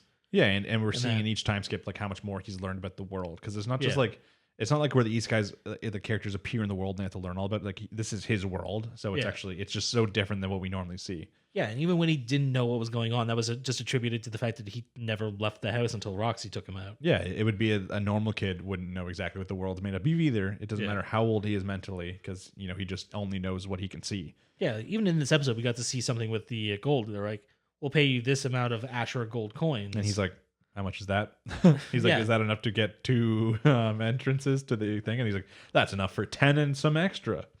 Which makes me wonder, like, what is the economic system in this world? Like, I don't know. They probably will go over that at some point because I think they actually care about that kind of detail from what I've seen. Yeah, I mean, the fact that they took the time to say Ashura gold pieces makes me wonder if there's like multiple countries involved in this or if it's probably that's it. We still don't know at this point. Like we obviously know there's multiple countries because even his master Roxy mentioned that she's teaching the seventh son of a king. But it's not like of the king, it's like of a king, so probably different lands, that kind of stuff. So. Yeah, true. I'm wondering if at some point we're gonna get like a Spice and Wolf situation where they're talking about the economics of the country and maybe like the value of this gold coin versus this gold coin. And I mean it's honestly possible. Because Rudy spent so much time just enveloped in light novels. I wonder if he's going to try and pull some like science bullshit with this. Maybe he's going to try and like senku this and be like, oh, we can make, I can make ramen in this world. And well, it's not even that. Just like the old stories of like how you can tell how much gold is in something and the volume of it. And it's true. I wouldn't be surprised if we actually get world building with that. Getting us more. No, I don't think it's going to happen right now. I think we're going to have to go through this 5 years first, and then get to like the point of the academy is probably going to be a big part of the story. It's going to be a turning point. The first season or the first cour or whatever people say it is. But I don't know. The show's just really entertaining. I look forward to it each week. It's a really, really good watch, which is saying a lot considering we have stuff like ReZero, Jujutsu Kaisen, and Attack on Titan. This is one of my favorites just to watch each week. I'm going to say it again. I don't think there's anything this season that I'm disliking. Other than maybe the continuation of Kingsray, but that's just because I still have bad feelings about it from before. Yeah, like there are shows that obviously are not the same quality. Like once again, like stuff like Hidden Dungeon and The Last Dungeon, stuff like that. They're still entertaining in their own rights, but they're obviously not going to be like masterpieces. Yeah, I mean something like Hidden Dungeon is just it's that trashy, guilty pleasure. Yeah. Well, Boonies is just more. I don't even know how to describe it. It's somewhere really in the mix between something like you think that could be generic, like stuff like, reincarnating with my smartphone, or the hell it is, or in another world with my smartphone, but it has something about it that hits different. It just... Yeah, it has just that right mixture of character and comedy that you just want to keep watching it. But yeah, I think most people have acknowledged that this is like one of the best seasons of anime we've had in a long time, especially when it comes to mainly sequels. Lots of important season 2, season 3, season 4 of stuff like Attack on Titan. So... But yeah, Mushoku Tensei is just a really big enjoyment right now every single week. I assume a lot of people are probably feeling the same. I hope so anyways. So yeah, if you're liking it so far, just leave us a comment down below about like your favorite part, favorite character, any theories on where we're going to go, how long it's going to take to get there. And to anyone, was this Mushoku Tensei a light novel or was it manga? I think it was a light novel. Okay, to anyone who read that, if they ever do go into the economic system, please tell me how much an Asher or gold coin is worth because I really want to know. Exactly. Tell us in comparison with US dollars. I mean, I just want to know if that's like just a really expensive gold coin. I'd assume so. If 100 of them can buy you 10 tuitions that they've established as expensive. I mean, for all I know, Rudy's parents aren't actually that well off. They just have like a middling amount of silver. I mean, it's true. As we've seen in this, though, they have some sort of family relation to people who are well off, though, as well. So, I mean, true. His cousin is like a lord or something in this area. So, yeah, I don't know. Either way, we're curious to see future episodes. Obviously, stick with us if you're a fan of the anime. Just let us know your favorite part down below. And we'll be talking about that next week, of course. On to the last show of the day, the big one, Attack on Titan, episode 69. Brave Volunteers. We exactly knew what this episode was going to be. We got, to be fair, I thought the whole episode was going to be a flashback episode. We only got about half flashback, half current. Yeah. The flashback is not from his perspective, but it's being told by Armin. I don't even know if it's being told to anybody. It might just be him kind of talking to himself. I think it's just him kind of reflecting on himself. Yeah, it's him. Obviously dealing with some, the stuff they've done recently. He blew up their port. He kind of is trying to self-justify to himself while also explaining that this is not what he wanted. Yeah. The main point of the flashback was that we're showing how this whole plan with Zeke and this blonde person they did name in this episode. I'm not going to remember their name. Yeah, I want to say Nicolo, but that's the cook. That's the other blonde guy. Yeah, because it's a female, correct? It is. Yeah, so we get a little bit. They do Evilette. I don't know, something along those lines, maybe. But yeah, so we get to see the plot with how this plan with Zeke Yeager came to be and all that kind of stuff. Obviously, these missing scout ships early on were a big important part. So it takes place 3 years ago. So pretty much the exact area where we got season 3 ended with that 1 year time skip. Yeah, is exactly where this one starts. Pretty much. So these scout ships land as Levi and Hanj and all are about to take over. This blonde character shoots the guy in the head and kind of reveals that her and this other guy who's with them are working with Zeke as what we pretty much thought. They want to ensure like the survival of the Eldian race. Yeah. We still did not get answers for how long Zeke has been working on this for, if it's just something recent, if it's literally from the first time we've seen him as a child. Yeah, we don't know if this is something where he turned his parents in because he didn't think they could do it, or if he's grown up and he's gotten the memories of the Beast Titan and all that. If he's kind of changed his mind and said, no, I think Eldians need to be restored. Yeah, like these questions are still ones we have to be answered. We didn't get tons of Zeke in this episode. They're more just kind of showing a couple key parts, which is where they now have Marleyan hostages on Paradise Island, which even the first time we see the character like Nicolo, obviously not like these people at all. Yeah, basically like all the other Marleyans, he thinks there's monsters and stuff like that. Yeah, straight up says, shoot me and shoot them. I don't care. Yeah, then we see him in a little bit later, he's like cooking for them. It still seems like, he's like, oh, if you don't like it, then don't eat it. Like he's still kind of pissy with them about it, but he's obviously not like, burn in hell, you stupid Eldians. Yeah, he's kind of realized that they're just people. Yeah, and then we'd see a little scene where like Sasha, he's introducing them to seafood. Because, they have never been to the sea up until like a year ago, and I guess you'd be a little bit sus of just pulling some of these weird looking things from it and eating them. Yeah, I mean, the fact of the matter is, if someone just showed you a lobster, you never knew what that was prior. Yeah, it's just a sea bug. Yeah, it looks like a sea spider with a long ass tail. Yeah, but he makes them the food. Obviously, they love it, especially Sasha, who's known for her love of meat and food. Yeah, Sasha is literally weeping while she eats it. Yeah, and then obviously later in the episode, we see him go to almost a state of he really liked them to his point. Obviously, Sasha's dead. He's at the funeral at the gravestone, crying a little bit, sad that she's not there. He has a nice conversation with her parents about how they can come eat his food because Sasha loved it, kind of thing. Yeah. So it's like showing this whole point where, especially from like Armin and some of the other perspectives, there's a chance that they think that they could make peace with the Marleyans. Yeah, it's just a matter of getting into a position where they can kind of have that conversation, have that bonding moment where they can sit down and actually talk about this. Yeah, now someone like Eren, though, who's seen other, like, you got to remember, Eren has seen the memories of Grisha where his sister was taken and killed for fun, where they've been banished, where, Grisha was taken and banished to this island, like all these kind of, he's seen all this kind of stuff. While Armin has only seen the perspective of like Bertold, who, as you mentioned earlier, growing up from like a warrior, his life has not been the same as other Eldians. Yeah, obviously, it's still rougher than Marleyans, but but his family was given special protections, and I'm pretty sure they would have gone out of their way to just not murder the families of warriors. Well, yeah, Eren has seen the perspectives though of just regular Eldians, how they live and how shit it is, and he's just like, he realized that he doesn't think there's ever a chance for peace, and because of the Zeke's plan, he only has 3 years left. Eren basically is like, no, we need to do Zeke's plan, and Armin and some of the other people are like, no, but like, well, let's not rush into that when we could still make peace. So now we kind of understand Eren's logic in activating this plan. Just forcing it and making it so there is zero chance to reconcile. Yeah, literally forcing it because he knew he was on a timeline with Zeke's plan. We still don't know what Zeke's plan is, but we know that it involves obviously using the Founding Titan's power, mixed with Eren having the Founding Titan and Zeke having the royal blood. He says that, he literally said when he sent the messengers that he's not going to tell them the plan until it's like time, until he like gets them and they're ready for it, kind of thing. Until the conditions are met, he won't tell them anything. Yeah, which is pretty much going to be current timeline, we assume, coming up in the next episode or so. Yeah, because from what we saw with Zeke in this episode, we're pretty sure that next time he sees Eren, he's going to come out and say what the plan is. Yeah, he wants to see Eren. He's like, oh, can I see Eren now? And Levi's like, not yet, no. Yeah. And he's like, oh, and then, he's like, oh, let me take you to your place you're going to be staying. And he brings him to the big ass forest. And he's like, yeah, you'll like it here. And he's like, oh, can I show, Gabby and Falco this site? And he's like, depending on how you act will depend on what they see. So there's some questions about that. We obviously see Gabby just fucking biting her nails, being like, Eren Yeager. Yeah, I think in the course of about a week, Gabby's become one of the most hated characters in anime as it stands. Yeah, a lot of people don't like Gabby now. It's not too surprising.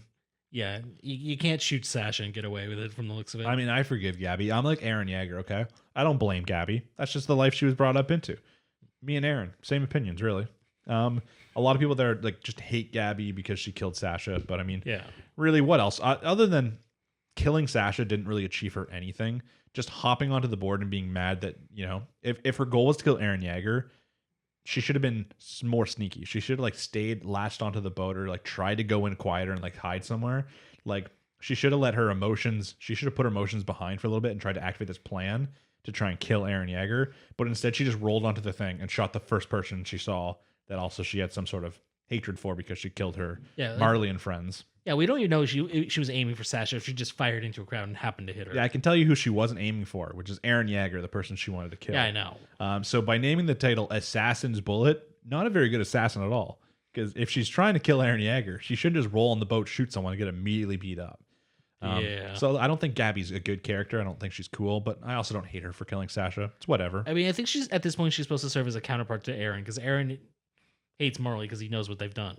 He doesn't even really hate them though anymore. Like Eren's he doesn't have any emotion. Yeah, he's like gotten rid of that. He's just like, this is the cards we've been given. I'm just gonna, But I'm going more older, like the older Eren, like when he had that blood and hatred for Titans and just that sheer, I want to kill them all. Yeah, Gabby wants to kill all that. Well, she especially wants to kill Eren Yeager. Yeah. So I'm going to be interested to see when they first meet each other because they really haven't had an interaction yet. We obviously know Falco's had an interaction with Eren, but Gabby hasn't. So that'll be curious. I'm excited to see Eren meet up with Zeke and talk about this plan that he has. Yeah, I'm kind of curious to see how Gabby's going to react when she finds out that Falco had an interaction with Eren before this. Yeah, I mean, it's not like Falco. Falco didn't know it, obviously. A little bit stupid, but she could still be pretty mad at that. Like, she'll be mad at the fact that he was so stupid and that she was part of this. But it didn't really affect anything. I guess it got Eren's letter out, but it wouldn't have stopped Eren from becoming the Titan and still he would have done it either way. So. Yeah, obviously this was just, it worked out a little bit better that, they came and helped him. But I'm sure he would have found a different way to get his letter out. I'm sure his entire plan didn't revolve around befriending one of the warrior candidates. I'm sure there were other ways he would have done it if he had to. Yeah, I'm sure there's some way he could have gotten the letters out. So the one thing they didn't show in this flashback still, which I'm assuming we're saving for a future flashback, is when Eren actually left. Yeah, we never actually got to see how he got to Marley. Yeah, I'm assuming it maybe because they mentioned that none of the scout ships came back, so it's not like the blonde lady just returned on one of the scout ships and like brought Aaron there as like an Eldian. Yeah, they had to have had some sort of way of doing this, and like we saw that Paradis got a huge technological upgrade over the course of this flashback. Well, yeah, because of these Marleyan soldiers and stuff like that, they've learned some stuff about guns more. They learned about trains at the one point. They were teaching them with that. So yeah, they've learned a little bit more about Marley. I'm just really curious as to when Aaron actually left Paradis to go and pretend to be an Eldian soldier. Yeah, like a lot of curious questions there. Maybe in a future flashback, maybe when talking to Zeke. Yeah, I mean, one of the questions would almost be, as a Titan, do you think he could have swam it? We really have no idea how far it is. It's just that's true. The world map just looks like it's like an island off, but there's probably a lot of space. Yeah, in between. we don't know the distance. We don't know, we don't even know if Titans can swim, technically speaking. Yeah, we know that we've seen Aaron in water, but we've seen him standing in water. Yeah. Unless like the ocean between them is so shallow, he can just walk the whole way. Yeah, I mean, they've established Titans are incredibly light, so... The other thing to me, though, that questions is, like, Zeke obviously wants to talk to Aaron, but why didn't Zeke ever just try to speak to Aaron while Aaron was on Marley? Like...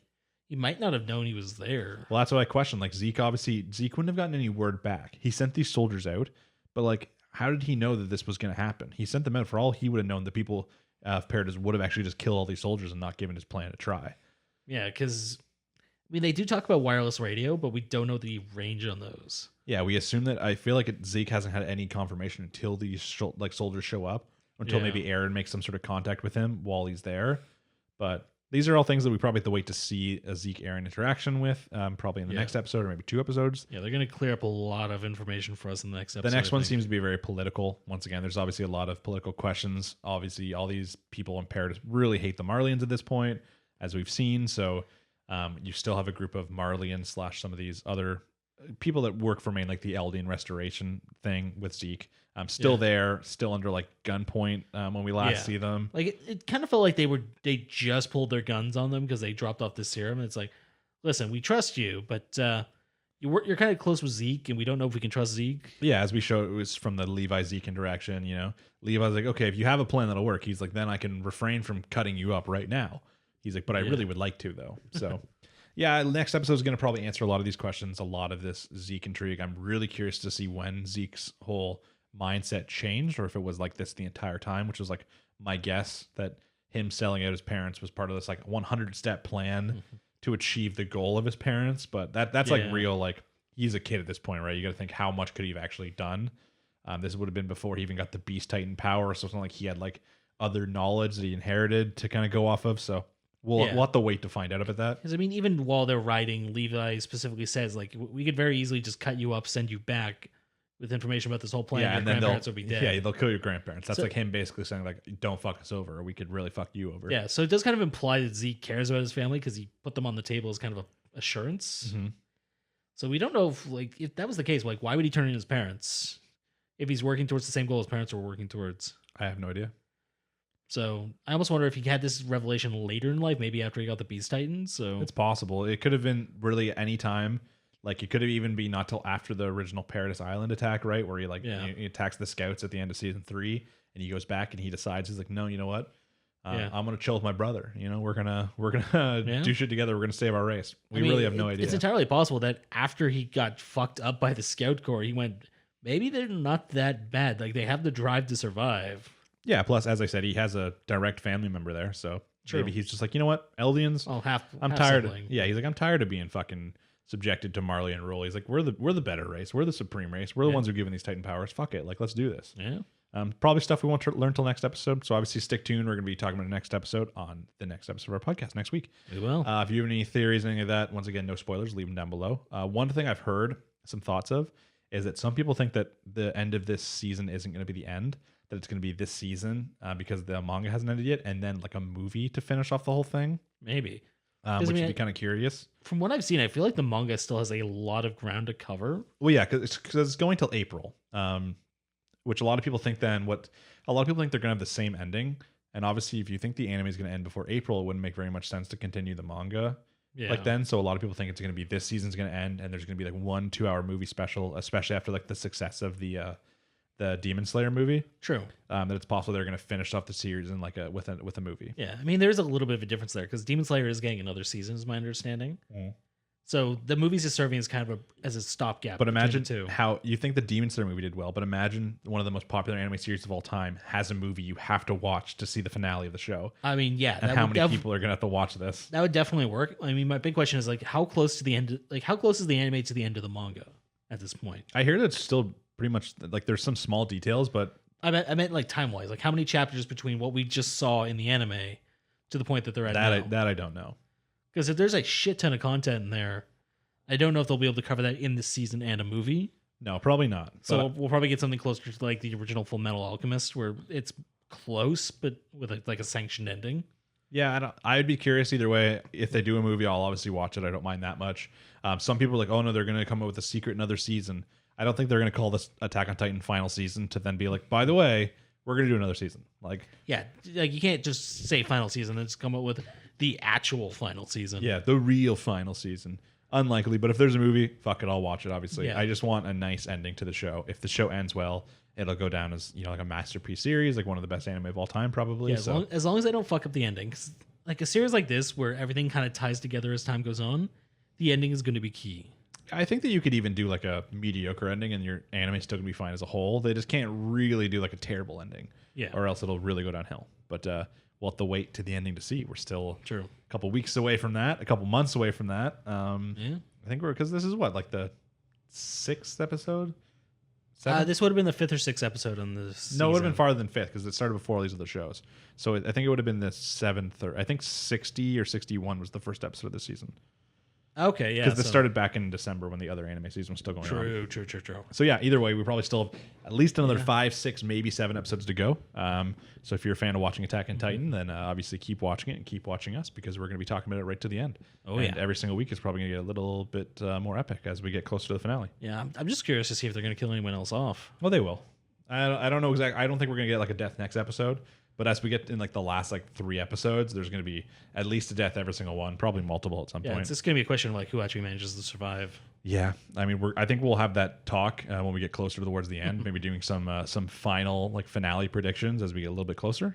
So stay tuned. I think that's everything we got for the episode. That's everything for the week. Yeah, so if you enjoyed any of the anime we talked about this week, of course, subscribe, leave a comment down below, all that kind of stuff. As I mentioned early on, we're trying to get this to be our biggest episode yet. Trying to grow the channel, and we're trying to hit that 1K subs.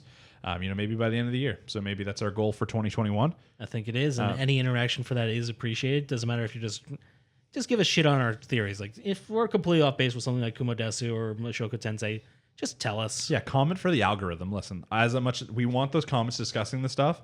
If you don't have anything to say though, just give us a comment saying what's up, or something personal or something along those lines. Just comment so we can get all this interaction. More comments, more likes. YouTube's higher chance to recommend it. And then, as I said before, if you have anime friends or if you're in any communities like Discord or Reddit, that kind of stuff, maybe share it around. If it's not something they're into, then they can dislike it. They don't have to stay. Yeah. But yeah, obviously, as we try to grow, we just need a little bit of assistance. So if you're watching this and you're enjoying it, maybe you'll feel like helping us out.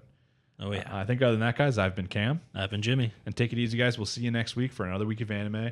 Peace. Peace.